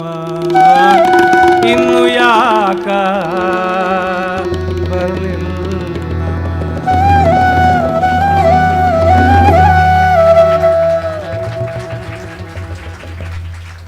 ಚಿರಪರಿಚಿತವಾದ ಮಟ್ಟಿನಲ್ಲಿಯೇ ಈ ಹಾಡು ಬಂದರೂ ಅದೆಷ್ಟು ಹೊಸತನವನ್ನು ತುಂಬಿಕೊಂಡಿತ್ತು, ಹಿಮ್ಮೇಳದ ವಾದ್ಯಗಳಲ್ಲಿ ಅದೆಷ್ಟು ಕೌಶಲ ತುಂಬಿತ್ತು ಅನ್ನೋದು ಸ್ವಯಂ ವೇದ್ಯವಾದಂಥದ್ದು. ಉಮ್ರಾವ್ ಜಾನ್ ಅದ ಅಂತ ಪ್ರಸಿದ್ಧ ಉರ್ದು ಕಾದಂಬರಿ ಮಿರ್ಜಾ ರುಸ್ತುವಾ ಅಂತ ಲೇಖಕ ಬರೆದದ್ದು, ಅದು ಚಲನಚಿತ್ರವೂ ಆಯಿತು. ಅಲ್ಲಿ ಹಾಗೇನೆ ಒಬ್ಬ ಬೆಳವಣಿಗೆ ಇರುವ ಭಾವನೆಗಳು ಎಂಥದ್ದು ಅನ್ನೋದನ್ನು ಲೇಖಕ ತೋರ್ಪಡಿಸಿದ್ದು. ಆ ಸೆಟ್ಟರ್ ಹುಡುಗ ಸೆಟ್ಕೊಂಡು ಹೋದ ಅಂತ ಆ ಜೀವ ನಿಂತಲ್ಲಿ ನಿಲ್ತಾ ಇಲ್ಲ, ಒದ್ದಾಟವಾಗ್ತಾ ಇದೆ, ಅಲ್ಲಿ ಹಾಗೆ ಬರುತ್ತೆ. ಬದುಕಿನಲ್ಲಿ ಎಲ್ಲ ಅದೇ ರೀತಿಯಾಗೇನೆ ಪ್ರೀತಿ ಪ್ರೇಮ ಕನಲೆ ಪಿಶಾಚಿ ತೃಪ್ತಿಯ ಅಂತಿರೆ ಲಕ್ಷ್ಮಿ ಅಂತ ಕಗ್ಗದಲ್ಲಿ ಹೇಳಿದ ಮಾತು ಸತ್ಯ. ನಾವಿನ್ನು ಮುಂದೆ ಸುಬ್ಬಣ್ಣ ರಂಗನಾಥ ಎಕ್ಕುಂಡಿ, ಸೂರಂ ಎಕ್ಕುಂಡಿಯವರ ಮುಗಿಲಿನ ತುಂಬ ಅನ್ನುವ ಕವಿತೆಯ ಕಡೆಗೆ ಹೋಗೋಣ. ಅವರು ಅವಕಾಶಗಳ ಬಗ್ಗೆ ಹೇಳ್ತಾರೆ. ಎಷ್ಟು ಅವಕಾಶ ಇರುತ್ತೆ ಆದರೆ ಯಾರೂ ಬಳಸಿಕೊಳ್ಳೋದಿಲ್ವಲ್ಲ. ಮುಗಿಲಿನ ತುಂಬ ಮುತ್ತಿನ ಬೀಜ ಬಿತ್ತುವವರೇ ಇಲ್ಲ, ನಂದನ ವನದಲ್ಲಿ ರೆಕ್ಕೆಯ ಕುದುರೆಯ ಹತ್ತುವವರೇ ಇಲ್ಲ, ಬಣ್ಣದ ಲೋಕದ ಬೆಳಕಿನ ತೇರನ್ನು ಎಳೆಯುವವರೇ ಇಲ್ಲ, ಮಣ್ಣಿನ ಕಣದಲ್ಲಿ ದೇವರ ಕರುಣೆಯ ನಳೆವದವರೇ ಇಲ್ಲ, ಕಾಡಿನ ಹಕ್ಕಿಯ ಹಾಡಿನ ಹರುಷವ ಪಡೆದವರೇ ಇಲ್ಲ, ಚಿನ್ನದ ಬೆಟ್ಟಕ್ಕೆ ಬೆಂಕಿಯ ದಾರಿಯ ನಡೆದವರೇ ಇಲ್ಲ ಅಂತಾರೆ. ಅಂದರೆ ಮುಗಿಲಿನ ತುಂಬ ಮುತ್ತಿನ ಬೀಜ ಇದೆ, ಆದರೆ ನಕ್ಷತ್ರಗಳಿವೆ, ಅದನ್ನು ಯಾರೂ ಬಿತ್ತುತ್ತಾ ಇಲ್ಲ ಅಂತ. ಕನಸುಗಳನ್ನು ಯಾರೂ ನನಸು ಮಾಡ್ಕೊಳ್ತಾ ಇಲ್ಲ. ನಂದನವನದಲ್ಲಿ ರೆಕ್ಕೆ ಕುದುರೆಯನ್ನು ಹತ್ತುವವರಿಲ್ಲ, ಕಲ್ಪನೆಗಳನ್ನು ಬೆಂಬತ್ತಿ ಹೋಗೋದಿಲ್ಲ ಅಂತ. ಕವಿತೆಯನ್ನು ಕಾಣದೇ ಇದ್ದರೆ, ಹಾಡನ್ನು ಕಾಣದೇ ಇದ್ದರೆ, ನೃತ್ಯ ಚಿತ್ರ ಶಿಲ್ಪಾದಿಗಳನ್ನು ಕಾಣದೇ ಇದ್ದರೆ ಹೇಗೋ ಹಾಗೆ ಹೊಸ ಹೊಸ ವಿಜ್ಞಾನದ ಆವಿಷ್ಕಾರಗಳನ್ನು ಮಾಡದೇ ಇದ್ದರೂ ಅಷ್ಟು ಮಟ್ಟಿಗೆ ಬದುಕು ಬರಡಾಗಿ ಹೋಗಿಬಿಡುತ್ತೆ. ಐಸಾಕ್ ಆಸಿಮೋವ್ ಅಂತ ಪ್ರಸಿದ್ಧ ವಿಜ್ಞಾನಿ ಮತ್ತು ವಿಜ್ಞಾನ ಲೇಖಕ ಕೂಡ ವಿಜ್ಞಾನಿಗಳ ಜೀವನಗಳ ಬಗ್ಗೆ ವೈಜ್ಞಾನಿಕ ರೋಮಾಂಚಕ ಕಾದಂಬರಿಗಳನ್ನೆಲ್ಲ ತುಂಬ ಬರೆದ, 300ಕ್ಕೂ ಹೆಚ್ಚು ಗ್ರಂಥಗಳನ್ನು ಅವನು ಬರೆದ. ಅವನು ಒಂದು ಕಡೆ ಜಗತ್ತಿನ ವಿಜ್ಞಾನದ ಇತಿಹಾಸವನ್ನು ಬರೀತಾ ಹೆಚ್ಚಂದರೆ ಈ ಜಗತ್ತಲ್ಲಿ ಒಂದು 10,000 ಜನ ವಿಜ್ಞಾನಿಗಳಾಗಿರ್ಬೋದು ಜಗತ್ತು ಹುಟ್ಟಿದಾಗಲಿಂದ. ಅಂದರೆ ಜಗತ್ತು ಹುಟ್ಟಿದಾಗಲಿಂದ ಇನ್ನು ಇವತ್ತಿನವರೆಗೂ ಎಷ್ಟು ಕೋಟಿ ಕೋಟಿ ಜನ ಆಗಿರಬಹುದು. Only these few cherished few left their footprints on the sand dunes of time and the rest died like worms ಅಂತ ಬರೀತಾರೆ. ಬಹಳ ಕಠೋರವಾದ ಮಾತು, ನಮ್ಮನ್ನೆಲ್ಲ ಹೀಗೆ ಹುಳ ಹುಪ್ಪಟೆ ಮಾಡಿಬಿಟ್ರಲ್ಲ ಅಂತ. ವಾಸ್ತವ ಅಷ್ಟೇ, ಇನ್ನೇನೂ ಅಲ್ಲ. ಜಯಂತಿತೇ ಸುಕೃತಿನಃ ರಸಸಿದ್ಧ ಕವೀಶ್ವರಾ ನಾಸ್ತಿ ತೇಷಾಂ ಯಶಕ್ಕಾಯೇ ಜರಾ ಮರಣಜಂ ಭಯಂ ಅಂತ ಭರ್ತೃರು ಹೇಳ್ತಾನಲ್ಲ. ಶಾಶ್ವತೀಕರಣ ಅದು ಯಾವುದೋ ಒಂದು ಅಲೌಕಿಕವಾದ ರೀತಿಯಲ್ಲಿ ಮಾಡಬೇಕು, ಮಾಡದೇ ಇದ್ದರೆ ಹೇಗೆ ಎನ್ನುವ ಭಾವವನ್ನು ಇಷ್ಟು ಚೆನ್ನಾಗಿ ಹೇಳ್ತಾರೆ ನೋಡಿ. ಬಣ್ಣದ ಲೋಕದಿ ಬೆಳಕಿನ ತೇರನ್ನು ಎಳೆದವರೇ ಇಲ್ಲ. ಬಣ್ಣ ಬಣ್ಣಗಳು ಕಾಣಿಸ್ಬೇಕು ಅಂದರೆ ಬೆಳಕು ಬೀಳಬೇಕು. ಬೆಳಕಿಲ್ಲದೆ ಕತ್ತಲಲ್ಲಿ ಎಂಥದ್ದಿದ್ದರೂ ಇಲ್ಲ. ಹಾಗಾಗಿ ಬಣ್ಣದ ಲೋಕಕ್ಕೆ ಕೀಲಿಯಾಗಿ ಇರುವಂಥ ಬೆಳಕಿನ ತೇರನ್ನು ಎಳೆದವರಿಲ್ಲ. ಆ ರೂಪಕ ಎಷ್ಟು ಶಕ್ತಿಶಾಲಿಯಾಗಿದೆ. ಮಣ್ಣಿನ ಕಣದಲ್ಲಿ ದೇವರ ಕರುಣೆಯನ್ನು ಅಳೆದವರೇ ಇಲ್ಲ. ಒಂದು ಮಣ್ಣಿನ ಕಣ ಆಗಬೇಕು ಅಂದರೆ ಎಷ್ಟು ಕಷ್ಟ, ಮಣ್ಣಿನ ಸವಕಳಿಯಿಂದ ಆದ ಅನಾಹುತ ಎಷ್ಟು ಅಂತ ನೋಡಿದರೆ ಒಂದೊಂದು ಮಣ್ಣ ಕಣದಲ್ಲಿ ಆ ಈಶ್ವರನ ಕರುಣೆಯ ಕಣ್ಣು ಎಷ್ಟಿದೆ ಅನ್ನೋದು ಗೋಚರವಾಗುತ್ತದೆ. ಕಾಡಿನ ಹಕ್ಕಿಯ ಹಾಡಿನ ಹರ್ಷವ ಪಡೆದವರೇ ಇಲ್ಲ. ಯಾರಿಗಾಗಿ ಅದು ಹಾಡಿಕೊಳ್ಳುತ್ತೆ, ಯಾತಕ್ಕೋಸ್ಕರವಾಗಿ? ಕುವೆಂಪು ಹೇಳ್ತಾರೆ, ಕೋಗಿಲೆಯೇ ನಿನ್ನ ಗಾನವನ್ನು ಇಂಗ್ಲೀಷ್ಗೆ ಅನುವಾದ ಮಾಡಿದರೆ ನೊಬೆಲ್ ಪ್ರೈಸ್ ಬರುತ್ತೆ ಅಂತ. ಪೂತಿನ ಅವ್ರು ಹೇಳ್ತಾರೆ, ಈ ಕೋಗಿಲೆ ಮೈ ಉರುಳಿದೆ ಸೈ ತರಗಲೆ ಎಂದದೆ, ಶತಶತಮಾನದಿಂದ ಪಂಚಮ ಸ್ವರವನ್ನು ಹಿಡಿಯೋದಕ್ಕೆ ಕೋಗಿಲೆಗಳು ಶತಶತಮಾನದಿಂದ ಸತ್ತು ಒಂದು ಸ್ವರ ಹಿಡಿದಿವೆ, ಶಾಶ್ವತವಾಗಿವೆ. ಅವುಗಳ ಆನಂದದ ಆ ಹಾಡನ್ನು ನಾವು ಅರ್ಥ ಮಾಡಿಕೊಂಡೇ ಇಲ್ಲ. ಮತ್ತೆ ಅಲ್ಲಿ ಕಾಪಿ ರೈಟ್ ಅಂತೀವಿ, ನನ್ನನ್ನು ಅವನು ಕಾಪಿ ಮಾಡ್ದ, ಇವನು ಹಾಗೆ ಮಾಡ್ದ ಅಂತೀವಿ, ನನ್ನ ಕಚೇರಿಗೆ ಸಮಾನವ ಅಂತಂತೀವಿ. ಹೀಗೆ ಚಿನ್ನದ ಬೆಟ್ಟಕ್ಕೆ ಬೆಂಕಿಯ ಹಾದಿ, ಮೇರು ಪರ್ವತ, ಅದರ ಮೇಲೆ ದೇವತೆಗಳಂತೆ ಇರುವಂಥದ್ದು. ದೇವಲೋಕ ಮೇರುವಿನ ಮೇಲೆ ಇದೆ ಅಂತ, ಅದಕ್ಕಿರೋದು ಬೆಂಕಿಯ ಹಾದಿ, ತಪಸ್ಸಿನ ಹಾದಿ. ಅದರಲ್ಲಿ ತುಳಿದವರೇ ಇಲ್ಲ, ಅದರಲ್ಲಿ ನಡೆದವರೇ ಇಲ್ಲ. ಸ್ವರ್ಗ ಬಯಸ್ತಾರೆ, ಅರೆ ತಪಸ್ಸು ಬಯಸೋದಿಲ್ಲ. ನೀರಡಿಸಿದ ಮರುಭೂಮಿಯ ವ್ಯಥೆಯನ್ನು ತಿಳಿದವರೇ ಇಲ್ಲ. ಹಾಗೆಯೇ ಹಸಿವಿನ ಕಣ್ಣನ್ನು ತೆರೆದರೆ ಉಳಿದವರೇ, ಹಣೆಯಲ್ಲಿ ಹಸಿವಿನ ಕಣ್ಣನ್ನು ತೆರೆದರೆ ಉಳಿದವರೇ ಇಲ್ಲ. ಹಸಿವೆಷ್ಟು ದೊಡ್ಡದು ಅಂತ ಅರ್ಥ ಮಾಡಿಕೊಂಡ್ರೆ ಮನುಷ್ಯ ಎಷ್ಟು ದೌರ್ಜನ್ಯ ಮಾಡಲಾರ. ಅದು IPL ಇರ್ಬೋದು, ಅಥವಾ ಇಂಡಿಯನ್ ಮೆಡಿಕಲ್ ಕೌನ್ಸಿಲ್ನಲ್ಲಿ ಆದಂಥ ಆ ದೇಸಾಯ ಮಾಡಿದ ಅನಾಹುತ ಇರ್ಬೋದು. ಎಲ್ಲಿ ನೋಡಿದ್ರು ಇಷ್ಟಿಷ್ಟು ಲಕ್ಷ ಸಾವಿರ ಕೋಟಿಗಳು ಕಸದಂತೆ ಮರಳಾಗಿ ಹೊರಟೋಗ್ತಾ ಇವೆಯಲ್ಲ.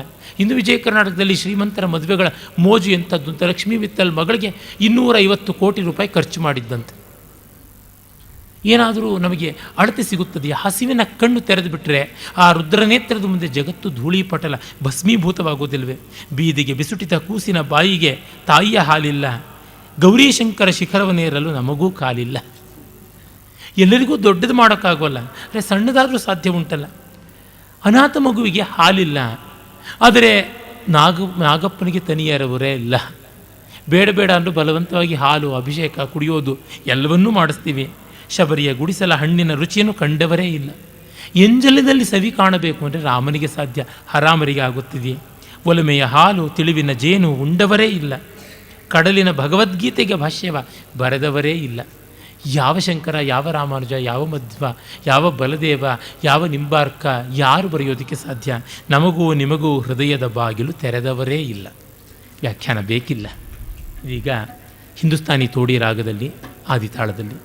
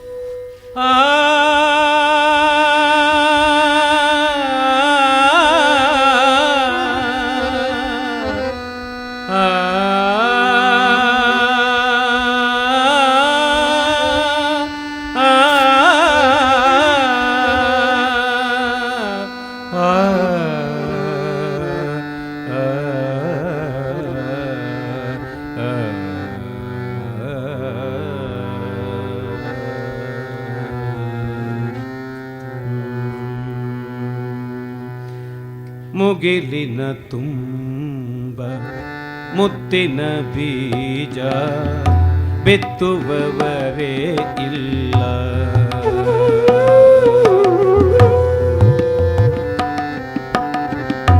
ಮುಗಿಲಿನ ತುಂಬ ಮುತ್ತಿನ ಬೀಜ ಬಿತ್ತುವವರೇ ಇಲ್ಲ.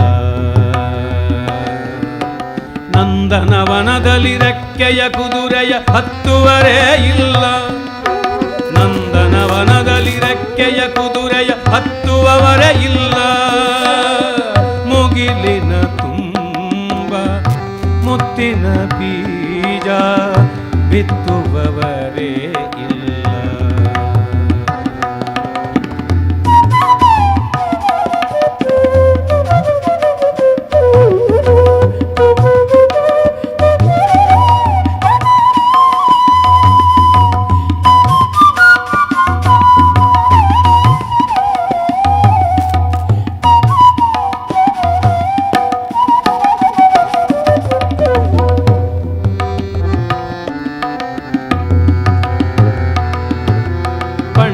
ಲೋಕದಿ ಬೆಳಕಿನ ತೇರನು ಎಳೆದವರೇ ಇಲ್ಲ. ಬಣ್ಣದ ಲೋಕದಿ ಬೆಳಕಿನ ತೇರನು ಎಳೆದವರೇ ಇಲ್ಲ. ಮಣ್ಣಿನ ಕಣದಲ್ಲಿ ದೇವರ ಕರುಣೆಯ ಅಳೆದವರೇ ಇಲ್ಲ. ಮಣ್ಣಿನ ಕಣದಲ್ಲಿ ದೇವರ ಕರುಣೆಯ ಅಳೆದವರೇ ಇಲ್ಲ. ಕಾಡಿನ ಹಕ್ಕಿಯ ಹಾಡಿನ ಹರೋಷವ ಪಡೆದವರೇ ಇಲ್ಲ.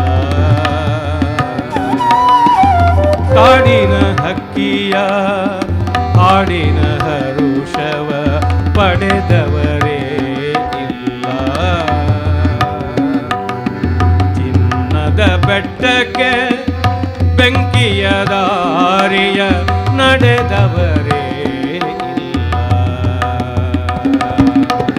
ಮುಗಿಲಿನ ತುಂಬ ಮುತ್ತಿನ ಬೀಜ ಬಿತ್ತುವವರೇ ಇಲ್ಲ.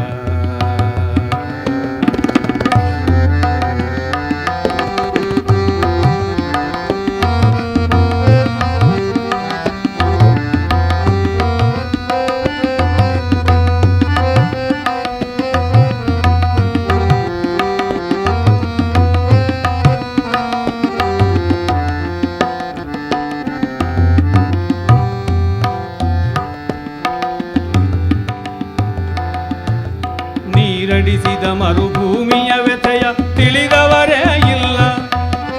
ನೀರಡಿಸಿದ ಮರುಭೂಮಿಯ ವ್ಯಥೆಯ ತಿಳಿದವರೇ ಇಲ್ಲ. ಹಣೆಯಲ್ಲಿ ಹಸಿವಿನ ಕಣ್ಣನು ತೆರೆದರೆ ಉಳಿದವರೇ ಇಲ್ಲ. ಹಣೆಯಲ್ಲಿ ಹಸಿವಿನ ಕಣ್ಣನು ತೆರೆದರೆ ಉಳಿದವರೇ ಇಲ್ಲ. ಬೀದಿಗೆ ಬೀಸುಡಿದ ಕೂಸಿನ ಬಾಯಿಗೆ ತಾಯಿಯ ಹಾಲಿಲ್ಲ. ಬೀದಿಗೆ ಬೀಸುಡಿದ ಕೂಸಿನ ಬಾಯಿಗೆ ತಾಯಿಯ ಹಾಲಿಲ್ಲ. ಗೌರಿ ಶಂಕರ ಶಿಖರವನೇರಲು ನಮಗೂ ಕಾಲಿಲ್ಲ. ಗೌರಿ ಶಂಕರ ಶಿಖರವನೇರಲು ನಮಗೂ ಕಾಲಿಲ್ಲ. ಮುಗಿಲಿನ ತುಂಬ ಮುತ್ತಿನ ಬೀಜ ಬಿತ್ತುವವರೇ ಇಲ್ಲ.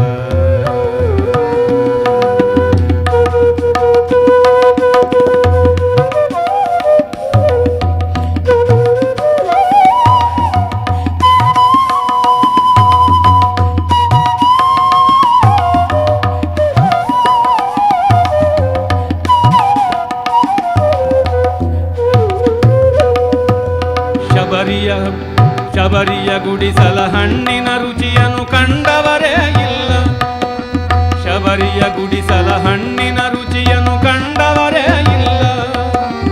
ಒಲುಮೆಯ ಹಾಲು ತಿಳಿವಿನ ಜೇನು ಉಂಡವರೇ ಇಲ್ಲ.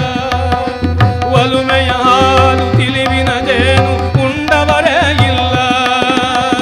ಕಡಲಿನ ಭಗವ ಭಗವದ್ಗೀತೆಗೆ ಭಾಷ್ಯವ ಬರೆದವರೇ ಇಲ್ಲ.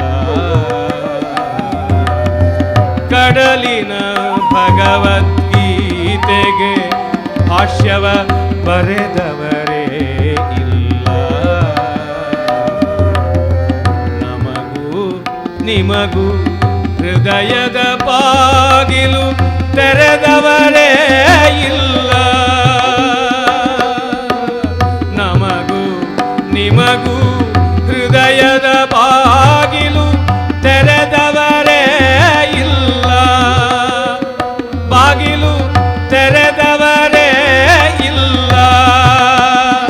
ಬಾಗಿಲು ತೆರೆದವರೇ